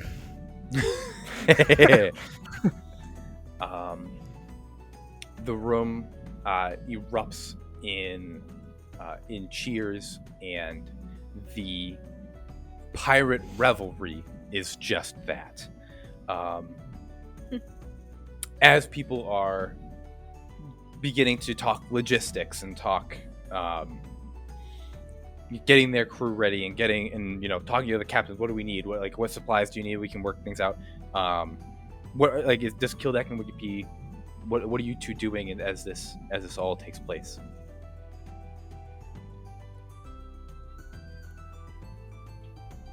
I don't know. No, yeah, I mean you don't have to. I didn't get this far. I didn't think we'd get this far. Just a part of the excitement, keying in people to little bits of information that they need to know where we're going. Perfect. More details on how many ships are coming, how much are in their crew, how much food do we need to take for their, just exchanging little bits of information with everyone that's there because there's so many people. And we're all just trying to get on the same page, I think. Beautiful. Yeah, I can't argue with it. A nat 20 to a 35 before advantage. Like I can't touch that. Yeah. Yeah, everyone's on board. Simply put, yeah, I can't touch that. Couldn't have drawn it And- up better. As that is going on, we're going again. Incredible. We pull back over to the arcane ward inside of the. I can't believe we pulled that 20. Inside of the captain's quarters, at the table. Yeah, you, Tawny, you are sitting with Lady Ethra, and discussing things over dinner. She questions you, and she's like, "What did you come here to discuss? What can I provide for our protector of the realm?" I think that there is a rather fair agreement that I wish us to come to. But before I share what I know, I want to be sure that this is an alliance in honesty. I have revealed who I truly am, and I ask of you to speak the truth as well. And then I will cast Zone of Truth with the expectation that she will purposely fail, so that way I know that she is not lying to me. Got it. You cast Zone of Truth. She does purposely fail. And she's going to raise an eyebrow at you and say, "One does not lightly cast a spell nor charm a red wizard. I believe it is fair you should reveal something about yourself. However, I have opened my hospitality towards you, and will be, of course, amicable to the needs of such a great and esteemed warrior as yourself. I think it is fair that if I am under the influence of your Zone of Truth, that I have a deal of assurance as well. My suggestion is," and she sets her utensils on the table and says, "I cannot lie to you as it stands. I wish to cast Zone of Truth. I wish to cast Sea Thoughts. I will not press deeper than surface level."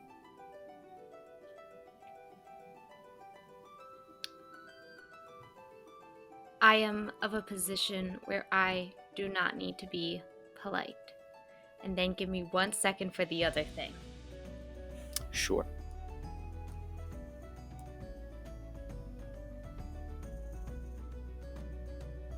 But you know she's telling the truth. She can't lie about only going surface deep, which won't reveal any like secrets. Just how you're feeling. Very However, surface thoughts.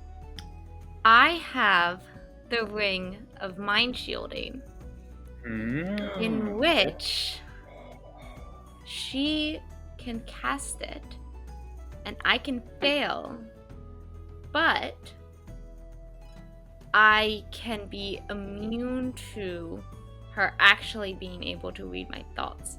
And so the way I would like, but I can choose when people can do that, just like that's how Sure. people can still telepathically communicate with me because I allow them in.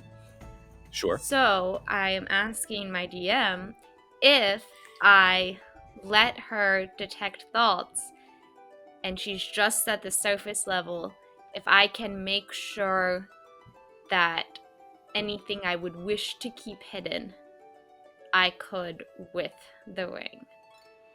As Sure. if I'm... I think that. Yeah. Yeah. No, I think that's fair. I think that the only exception will be if she drops like a bomb on you, then I would have you make like an intelligence saving throw to throw up that shield before the thought hits your brain. Mhm. Anything like pre-planned, anything like normal conversation wise, I'll say that you can filter out things that you don't want her to hear pretty easily.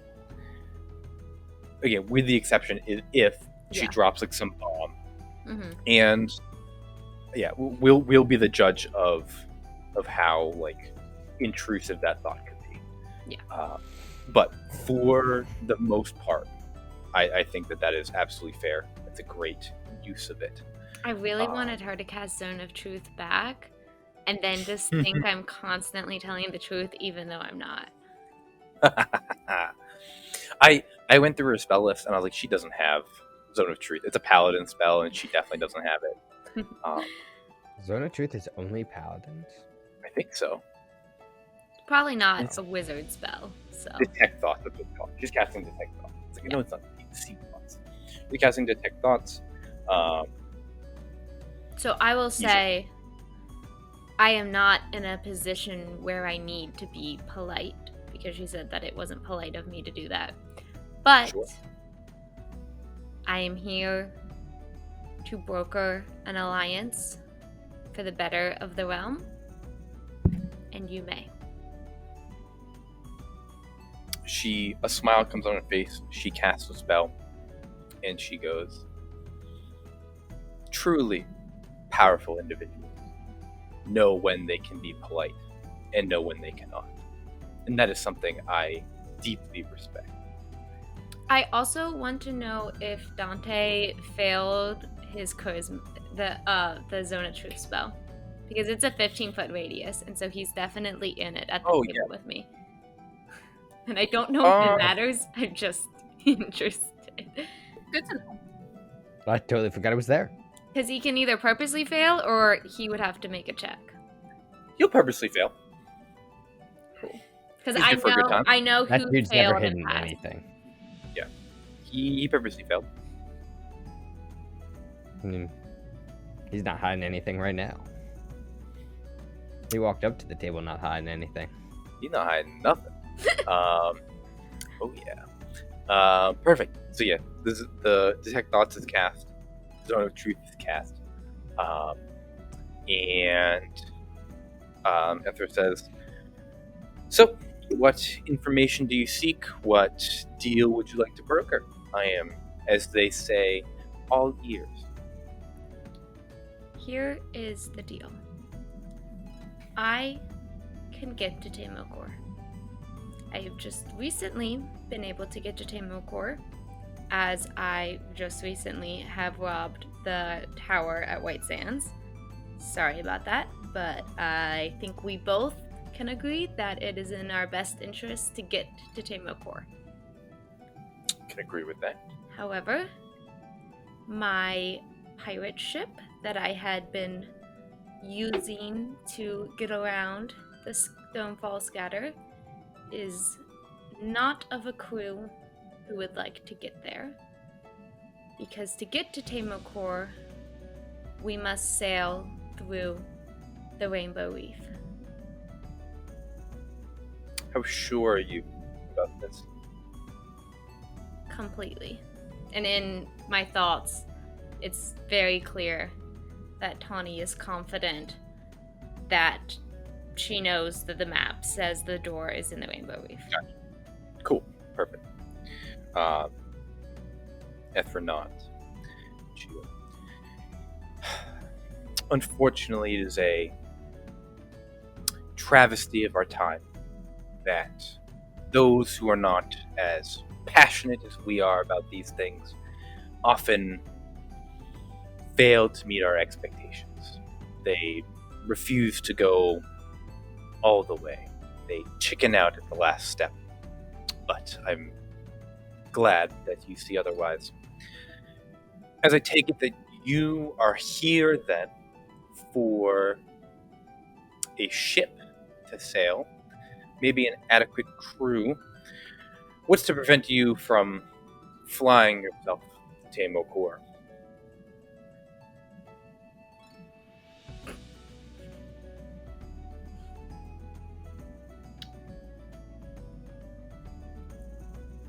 And stranding me here. What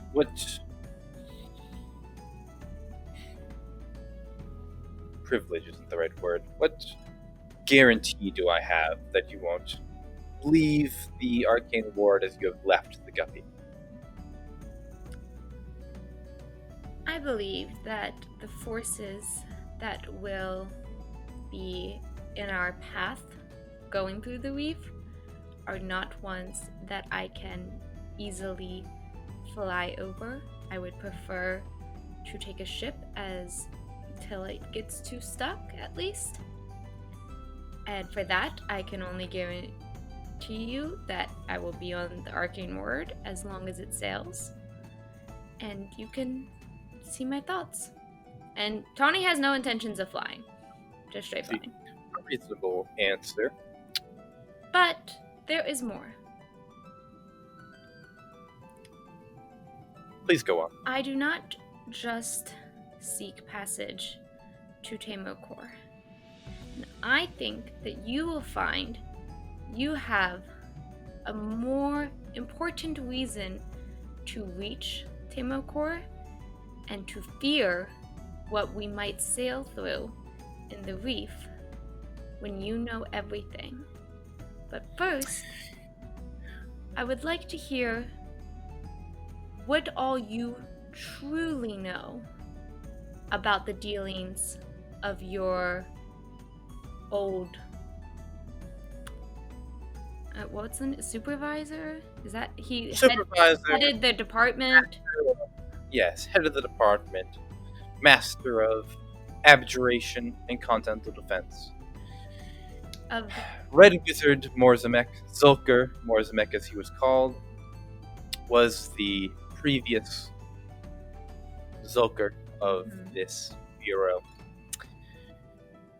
He was sly, he was cunning.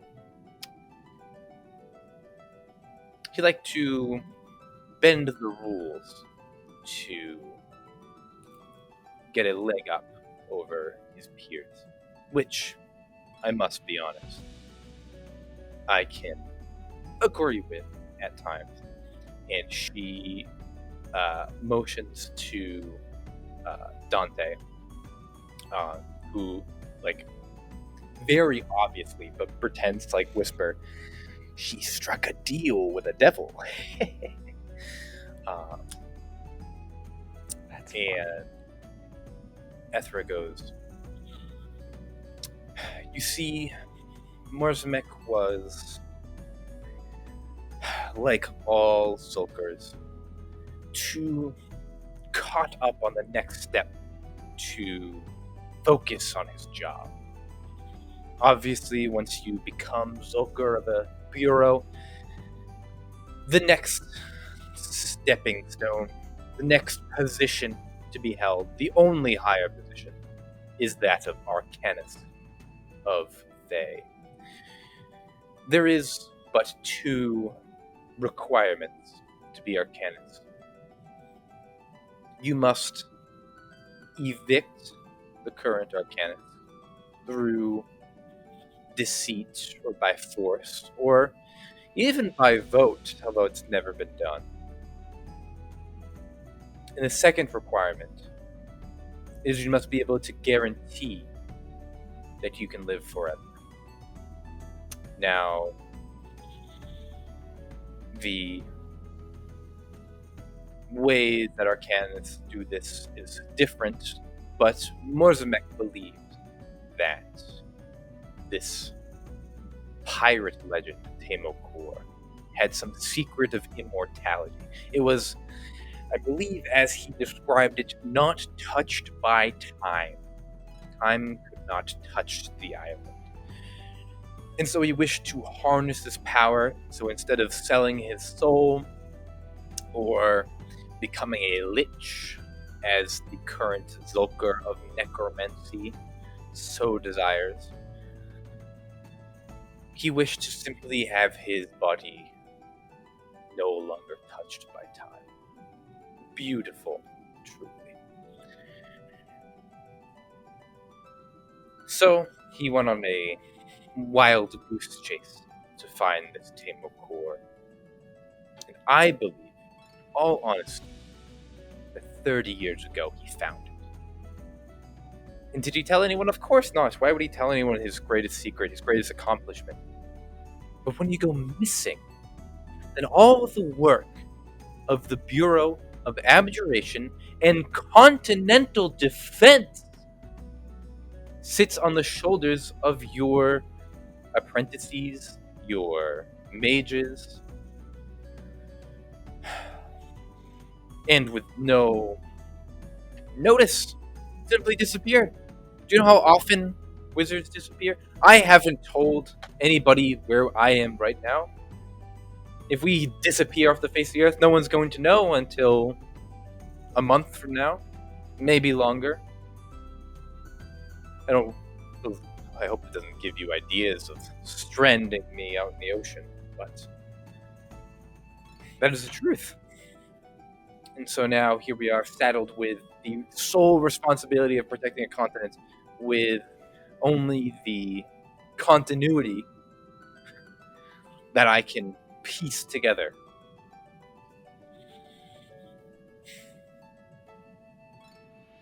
I imagine that as you have, through your thoughts,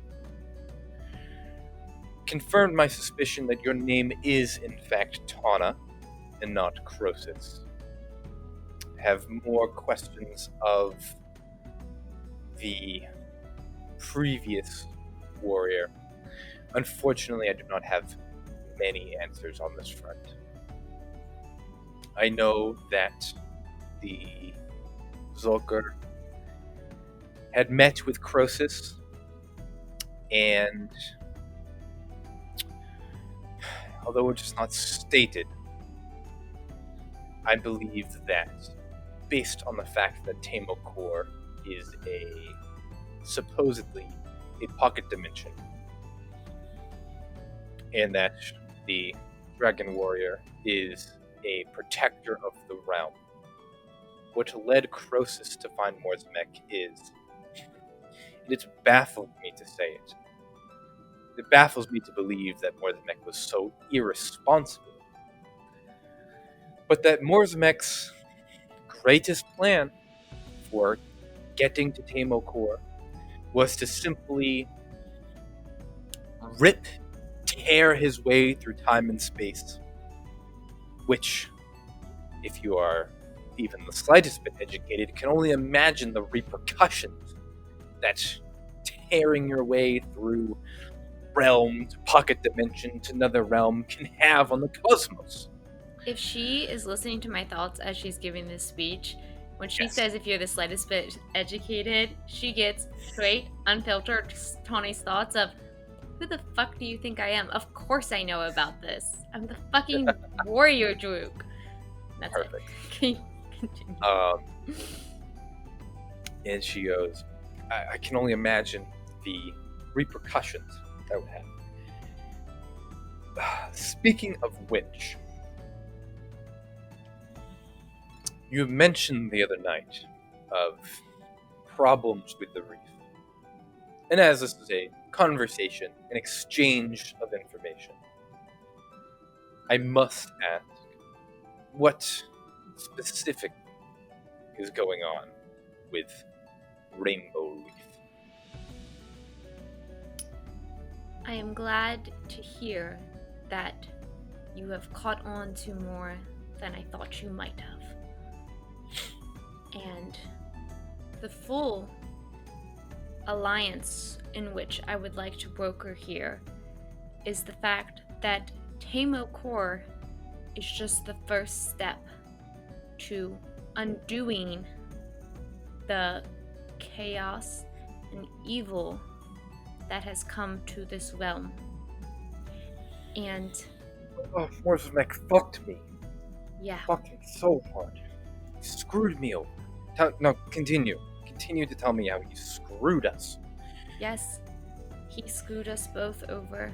And while I cannot be certain what happened with Croesus, my great aunt, I do know that in the time that he has found Tamokor, more destruction has come, and he is my main suspect for the fact that in the reef,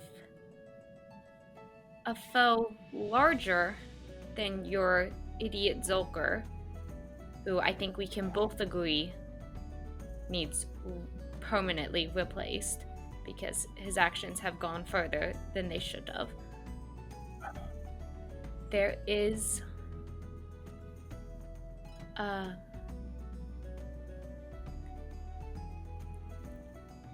queen of sea and darkness, a god who is supposed to be trapped in the abyss, clawing her way through the reef in an attempt to return to this realm. And I think we both know the utter destruction and workload on your plate, if you're not dead too, that would cause.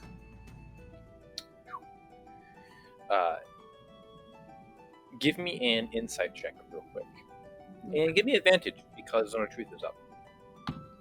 Ah! Ah! Stay on the mat! Stay on the mat, little guy! Insight. That is a 16. Cool. You see that Ethra is obviously like both angry and disheartened to hear the magnitude of what's going on. You notice that Dante bristles at the thought of the abyss, and I would think that you would know from your studies that despite, contrary to popular belief, the only thing a devil hates more than an angel is a demon. They are, although angels are like the opposite of a devil, they respect each other for being like, oh, you're a being of pure light and good, we hate each other. Cool. Like, this is a rivalry and it makes sense. Devils are like so close.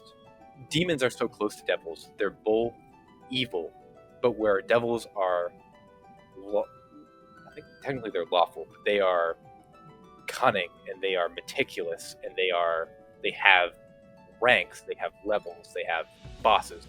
Your demons are just chaotic destruction, and demons, because of their chaos and their drive for evil, have often seeped into the nine hells, and there has been like an eternity of war called the devils call a blood war between devils and demons.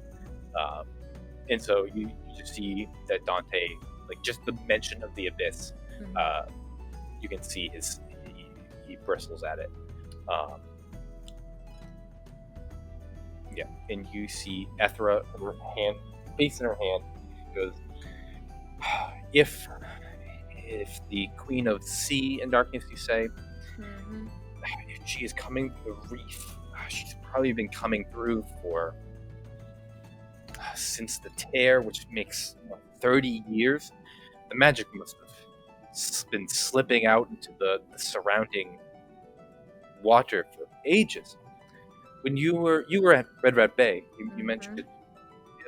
Did you see? Were there anything strange in Red Rat Bay? Anything abyssal? Any lingering effects? I'm trying to know how far this reaches. The water at the southern portion of the island, and only the southern portion of the island, has, when looking at it magically, a green slime to it. And Excellent. dark, inky tentacles seeping from it. Has the townsfolk shown any effects? Any riots? People eating each other? Madness amongst the townspeople?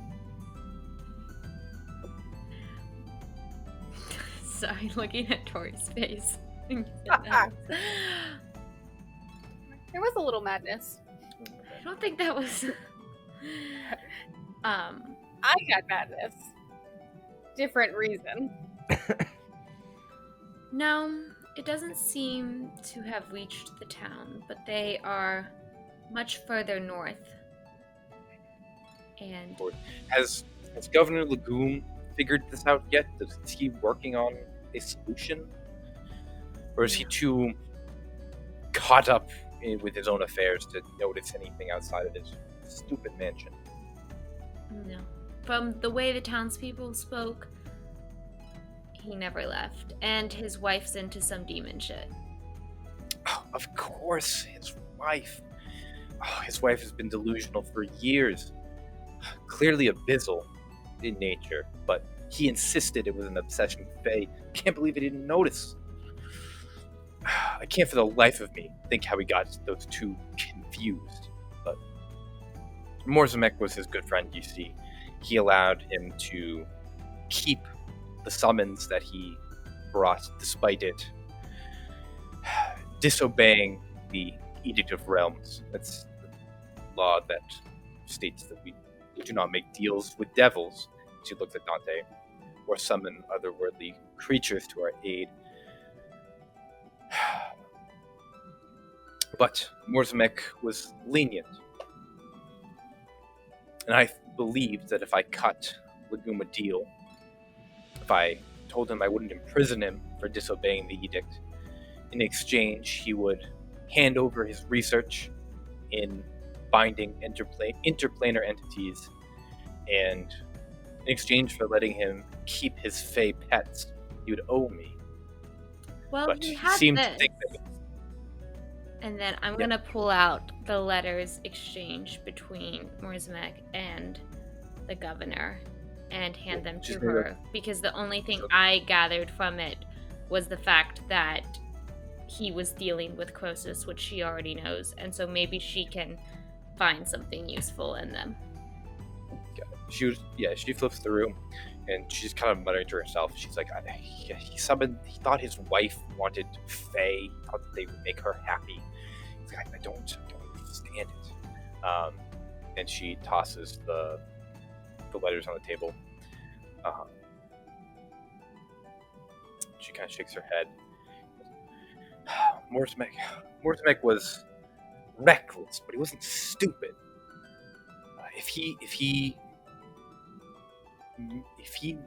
If this happened, he must have known. He must have been working on a solution. If we can find Morzamek, we can fix this. And I can go back to scheming to overthrow him instead of running the whole bureau by myself. I ran the bureau anyway.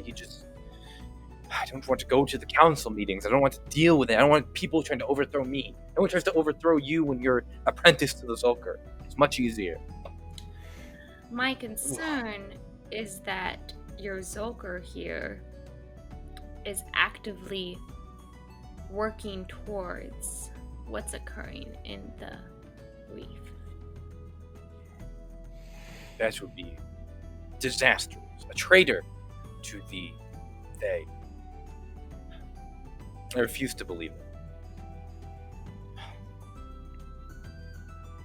But I do believe that he is still in Tamokor. It's the only thing that makes sense. I know that your previous warrior wanted to prevent this tearing. But truly, at the end of the day, they were willing to help for a price. I will be honest with you. I do not know what Morzemek gave in return, but I know that Morzemek got a scepter of sorts. Apparently he was able to channel some of his magic and allow him to get to Tamokor. That's at least what my analysis says.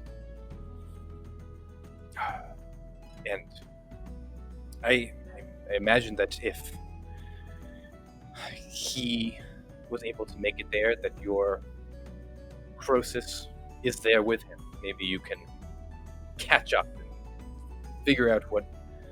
Oh, she's not there. No? I know where she is. And she's Maybe it's worth... unreachable. Oh, well, that is a shame. 30 years. Right under our noses. Morzemek, how could you be such a fool?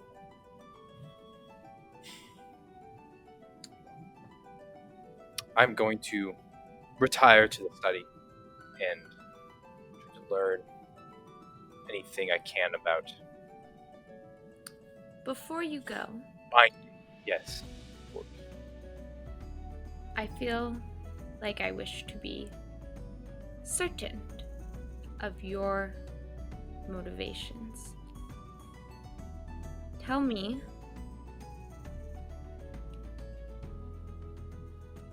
your goal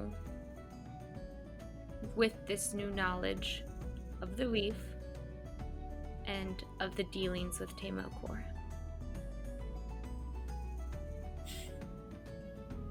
My goal, first priority, would be to prevent this queen from entering into this realm. Put simply, there is no greater blemish on the career of Master of Abjuration and Continental Defense than an otherworldly god, as you described it, from breaching our realm. My second priority would be to find Zulker Morzemek, learn all he knows about the continental defense, about stopping this entity. Depending on his state of mind, reinstate him as Zulker, that way I can go back to the way things were before. A poor state of mind at least get some continuity to run things more efficiently. But I believe that despite this being the order of my priorities, the order of operation must be contrary. Must go to Tamokor first, must find Zulker Morzemek, and then deal with the reef. I agree. Excellent. Well, I will tell our navigator the course for the reef, and I will spend my time studying. You're welcome to my study. It is through the door to your left. The door to the rear, it goes back out to the ship. I don't know why you would like to go out there. And the door to your ahead of me, to your right, leads to your bed chambers. It will be this is another pocket dimension. When you open the door, it will be perfectly to your liking, as the enchantment is. I like that enchantment. Yes, is there anything else I can do before retiring? No. And we have a deal. And when I say that, my eyes flash the purple silver lightning across them, just to remind her who she's in the presence of once more. Perfect. She's going to go and do all that. Just to clarify, make it a point, they are going direct to the reef. At this moment, yes. But I'm assuming we are very far north. And so if I would hear from my compatriots, I would have time to suggest otherwise. But at this moment, Tawny is still planning to get her scepter alone. Perfect. We move back to the revelry. The rambunctious pirates have begun to filter out, mostly moving for either rum, because they just learned about the end of the world, or to move to Dead Man's Docks to start buying supplies and getting equipment and getting their ships ready to go. As people filter out, the last people in this chamber are the two of you. Captain Lacrone nods his head at the last of the logistics, kisses both of your hands again, and then turns away. Excuse me. And the only one left in this chamber, aside from some stragglers that are making their way out, is the octopus. I hope we can make you proud. The octopus nods her head, and she goes, "The only thing I regret is that I cannot go with you. Your speech was truly moving, and I believe that Captain Gorham would be proud if he could hear what fine replacements have taken hold of the helm of the Depressed Guppy. But nay, I cannot go. My sea legs have left me." And she taps her peg leg. "And my aim is no longer true. My days of being useful on deck of a ship is long past. But if you be a true pirate with freedom and adventure in your heart," and she puts the hook on your chest, "then ye have nothing to fear. I can see it in your eyes, Kildak. You are born to be hanged. And it be a certain truth that all those born to be hanged shall never drown." And she waves her hand, and although it is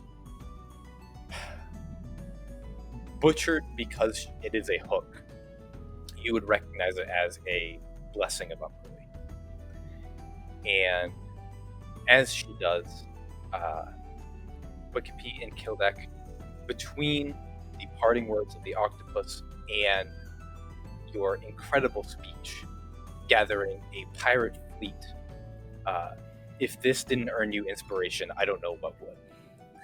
Yes. But the octopus nods and says, "If there be anything I can do,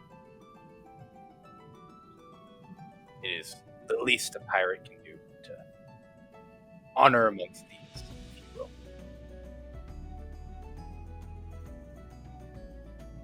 will." Honestly, I can't even think of anything. Your hospitality has Called been... everyone here. Yeah. Umberly knows what needs to happen. And it be so. And she claps you both on the shoulders. And unless you have anything else, leads you out of the chamber. Checking in, is there any shopping you guys would like to do before leaving? Your supplies have been completely taken care of by The octopus, you're full at 15 supplies, and the guppy has been given is full on hit dice. Awesome. As I we're was thinking about the supplies. walking out, I'm gonna just think of Tawny's earpiece. Just say, Tawny, we got everyone. We have a whole fleet. Everyone. I don't think you need to pick us up. I think we have our own ride. What time is it? Killed it. It is. It's probably like mid-afternoon. Tawny just finished having that conversation with Ethra. Ethra is still in the room, like she's still at the table, finishing her meal when you get this call. Oh, I thought she got up. Actually, no, she did. She said she retired. I apologize. Nope, she said she retired. Yeah, Ethra is gone.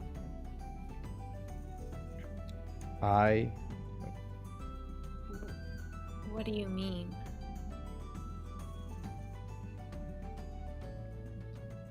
The entire pirate guild, every pirate employed and signed under the octopus will join us. We got everyone.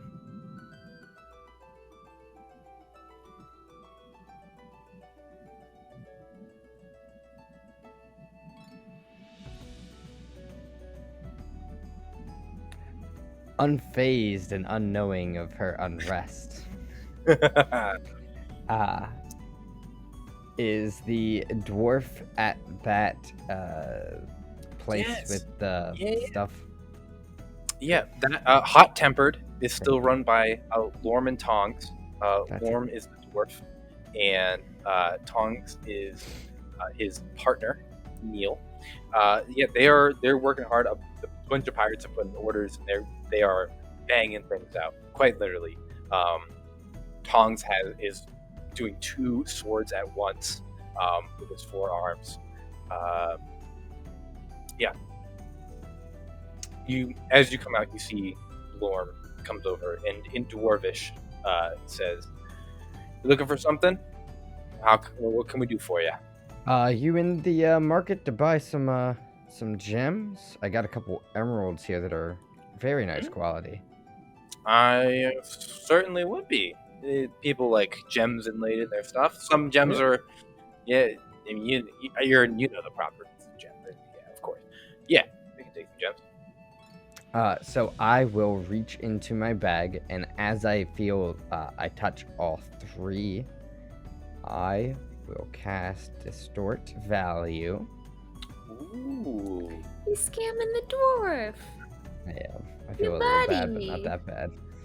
It's not that bad. He's getting a lot of money today. He can lose some. I brought him a lot of business.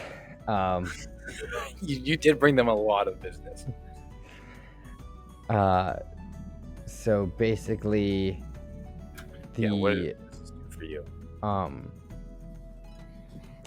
Doubling the object's perceived value, polishing, cutting the uncut emeralds. Oh, perfect. Now look pristine, large chunks fresh from the mines, polished and. Yeah, I will say that you can get 2,000 gold for each of these. Oh wow. I do have a weight. I think you gave me a weight for each one. Oh, did Oh you? no, Did I? no, you did not. 2,000 for each of them? Shit. I believe it was 1,000. No, I'm sorry. It would be 1,000 It was- gold for each of them. It was 500 gold worth of gemstones each. So double that, it'd be 1,000. Okay. 1,000 for each. Wow. Still hefty. I'll take it. Good for $3,000. quick scam. Yeah. Absolutely. Yeah.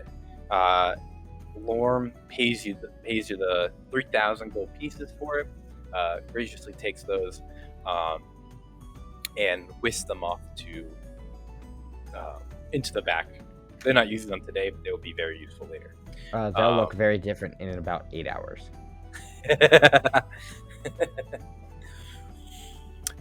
At the end of the day, you know that if anybody's going to be able to cut a gem, it's going to be Lorm. Like, Lorm and Tongs are going to be able to still put that to good use. They'll be a little...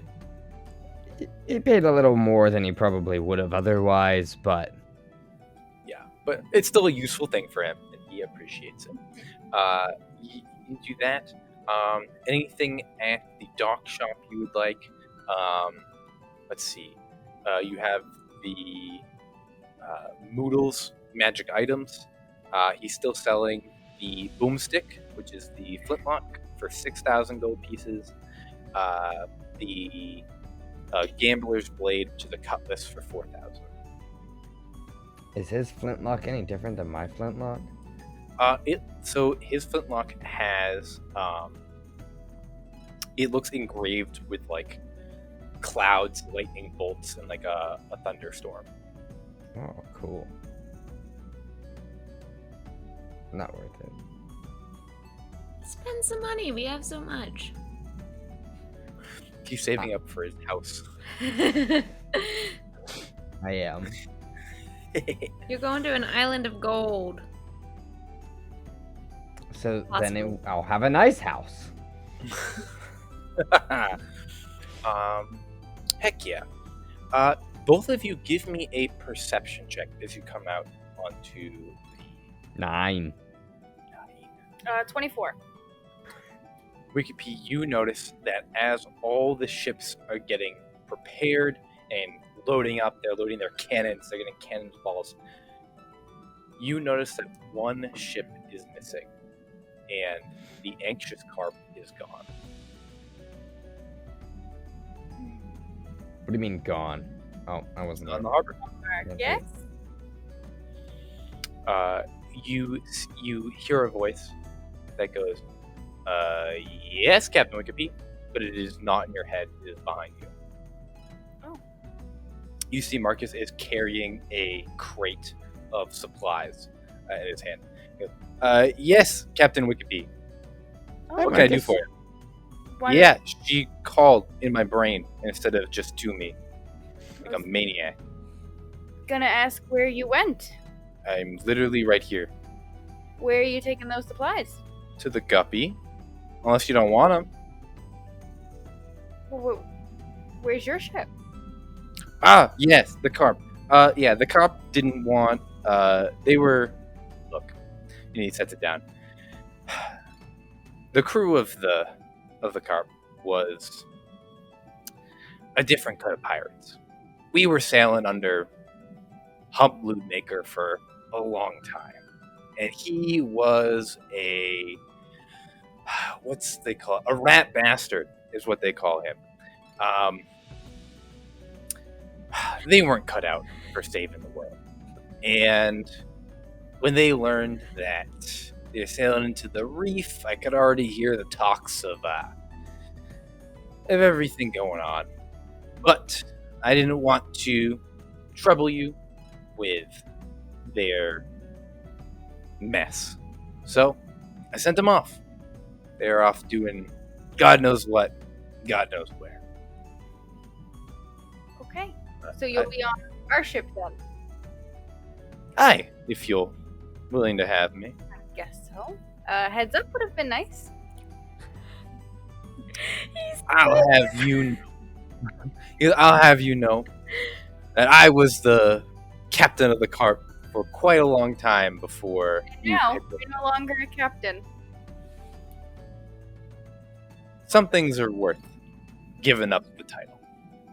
And he takes off his tricorn, which you've seen him have since you met him, and he sets it on your head.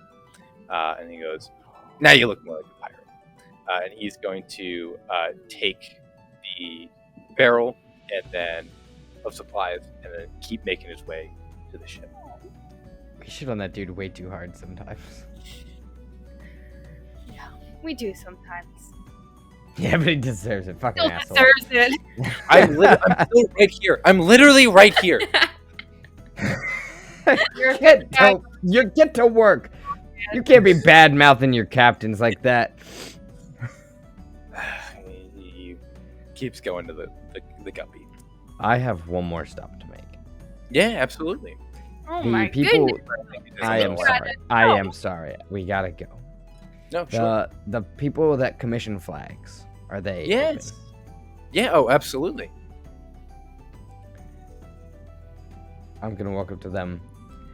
Hello. I don't need a flag per se. Something a little easier. I don't know if you'd be able to make me an eye patch real quick. An eye patch, of course. Do you want it in simple leather? Do you want it embroidered? What you looking for? Is the admiral somewhere around? Do you want him to be? Kind of. Yeah, you can. Yeah, between a quick telepathy call, you can get him there pretty quick. I want him to match his outfit. That guy over there. That guy. That one. You see that the lady nods and sews you this blue and white. Almost, she does a very good job of making it a mix between like that Royal Navy blue and white and also piratey. And so it's like both a mix of the Royal Navy's color scheme, but also with like a black leather backing. And she gives it to you, and she goes, "That one's on the house. Looks like you're doing a friend a favor." Thank you. Of course. Big part of me really wants to put it on, but I won't. Don't do it. I'll go give it to the admiral. The admiral is touched and puts his eye patch on and says, "Oh, look at that! Now we match." He like kind of pulls you in close and goes, "Wikipedia, can you tell us apart anymore?" Nope. You guys look like brothers. What can I say? They're gonna start calling me Kildek, and he's gonna pat you on the back and begin to make his way to the ship. Captain, do we? I feel like I'm always asking this. Do we have a headache?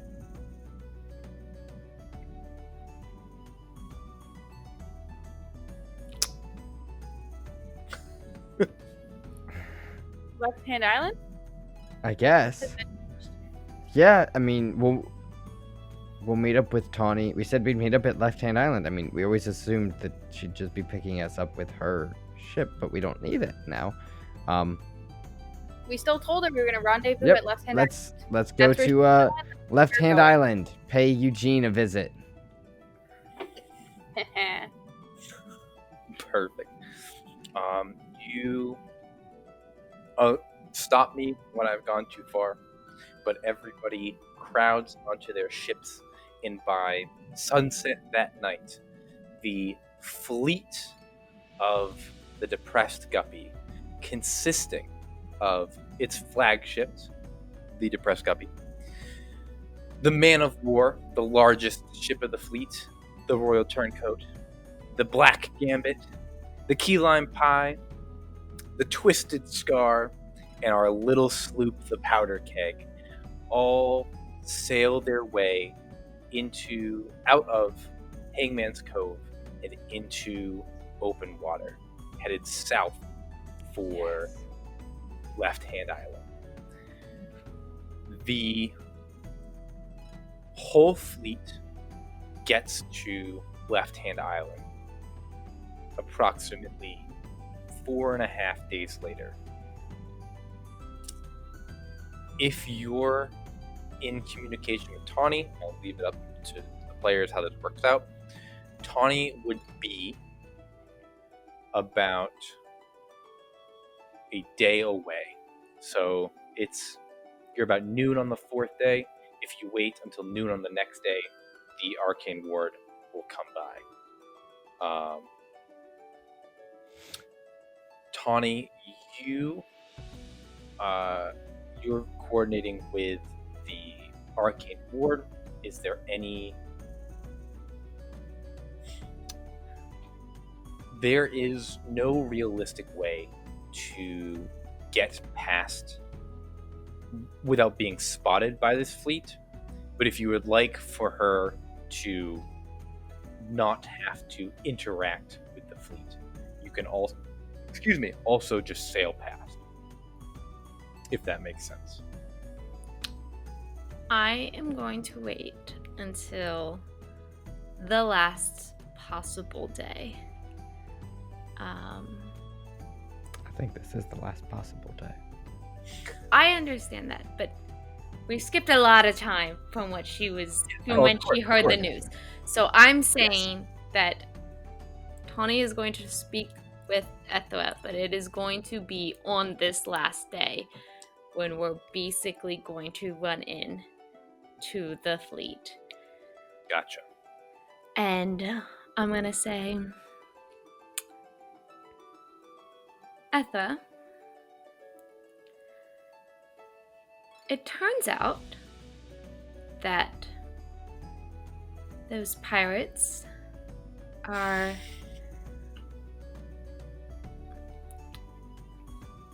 more brave than I thought they would be. I feel like you're about to tell me they did something stupid. They certainly did. Excellent. Yes, they cracked open the reef, and all hope is lost. Oh, good. That's a step above where I was at. We are going to be joining a fleet of fucking pirates. Because at the end of the day, we need to get to Tamokor and deal with whatever the fuck's going on with Morsmac. And then the Queen of Sea and Darkness. And it's gonna be a lot nicer to have a fleet of pirate ships battling whatever we face in the reef to help guide us through. Give me a persuasion check. I'll let you do it with advantage because you made a good point.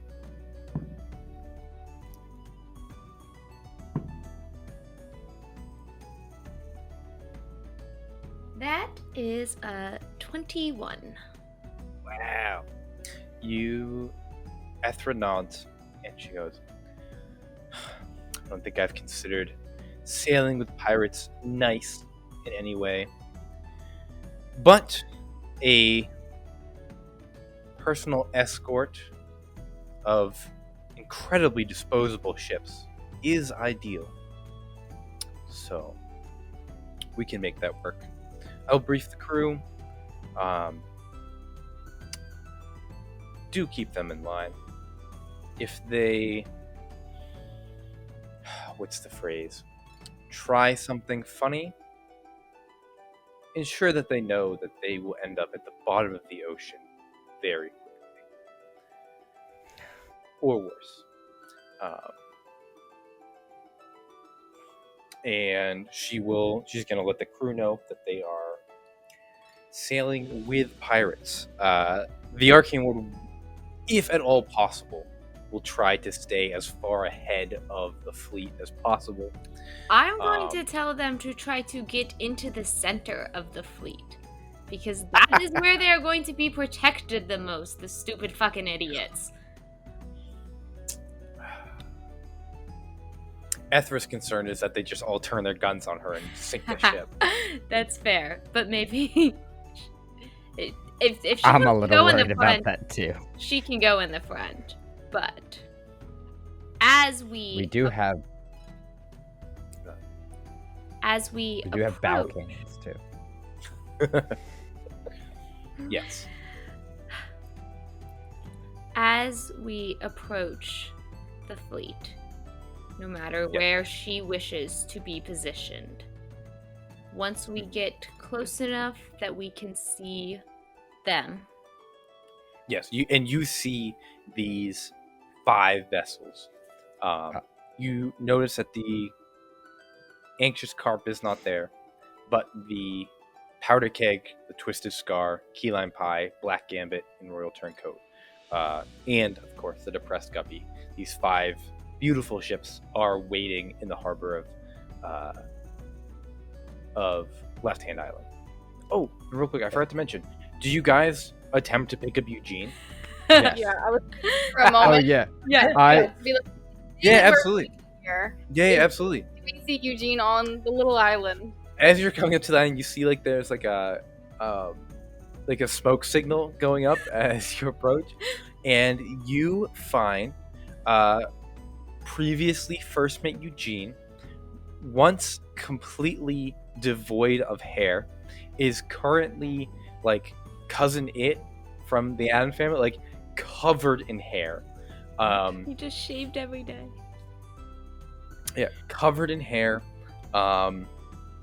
He is dirty. He's wearing like scraps of his clothes, and you see that he is like waving a smoke signal. He's waving back to the ship, and he sees the Depressed Guppy, and his arms like sink down as he realizes that it is, in fact, the ship plus 5 that left him the first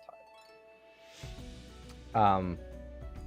How many life rafts do we have? How many little dinghy rowboats do we have? I'd say 2. Wikipedia, you want to go pick up Eugene? I'll go sail around to these other vessels and let them know that we're going to be joined by some red wizards. Don't need any That sounds accidents. Yeah. Killer, give me a persuasion check or intimidation, your choice, with advantage, and you get the hat. Just to get these guys on board. With your 35 nat 20, I mean, it's hard to argue with anything that you say, but just to see, they'll be willing to. I'm gonna see how in line they are about having this. But yeah, Wikipedia, you row over, and you get to the beach with first mate Eugene, who's now just Eugene. Yeah. Castaway Eugene. Long time no see, buddy. Did you miss us? You left me here on this freaking island. Why you leave me here on this island?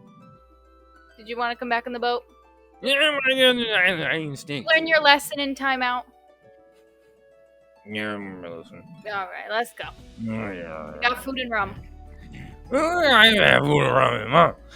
And he gets back on the ship, and you row him back. First mate Eugene came up with his own language in the meantime. It was originally going to be funnier when him and Eugene spoke their own made-up language, but his friend was dead, so it's just your boy Eugene. Who makes it back on board the ship. I'll have to stat Eugene now. I'll give him some buffs that you get from being by. Maybe you get a debuff. Maybe every -1 for everything if you're too close to Eugene. That sounds about right. I'll accept that. But yeah, Eugene is back aboard the Guppy. It's your choice. You can put him back aboard the Guppy. If you want to throw him on any of the ships, you're welcome to. No, he's gonna go on the Guppy, where everyone knows him and can shit on him. Perfect. Literally. He is the latrine. It would stick to his hair so much. Oh, never mind. That's disgusting. And you guys see the Arcane Ward approach. 29, by the way. Ooh. Okay. Yeah. Just reminding them who the real enemy is. Yeah. You get everybody is on board. The only people that really have a grudge against the Arcane Ward is the Guppy, and on a 29, you're able to. They see that Tawny is on board, and it quells their fears. They're still not thrilled with working with the Arcane Ward, but everyone else actually seemed pretty excited to be like, oh, like the Depressed Guppy not only rallied the pirate captains, but they also got like a red wizard on board. Like, how did they do it? And as I went to each ship individually, gave them a quick speech. This is who the real enemy is. As I'm leaving, just shout back, oh, and the dragon's also on our side, the purple one, and I'll leave. Perfect. As the Arcane Ward approaches this pirate fleet, move back to Tawny and Ethra. I will be standing, like at the top of the deck, and as we near closer and closer to the point where I can start making out ships and we're close enough, I am going to use thermometry, and Yes. my voice is going to boom so that way all of the ships can hear me, and I am going to say, I am Tana the Fierce to Temokor, the Island of Legends. Then I am going to strike lightning down into the water, turn into a dragon, and fly up and circle the fleet. Beautiful. You circle the fleet of the dragon. The pirates go wild. They love it. Ethra is less enthused by the show. Well, she has but to appreciate a good show. She has to understand does, the way of but- keeping people in line. She most appreciates the fact that it looks like everything that Tana is doing makes her look good. She likes that a lot. And as you wrap around the fleet, morale is boosted. For the first time, the end of the world doesn't seem so bad. It seems like maybe there's a little bit of hope. And as the sun sets over Left Hand Island, our fleet of 7 ships begins to set sail west into Rainbow Reef. Tune in next time to see where it goes, as our pirates have, again, 35, nat 20. They have all the information. They have the key, the lock, and now we just need the door. Tune in next time to see what lies within Rainbow Reef. And until we meet again, over another round at the Four Rings Inn. Yeah. Yeah.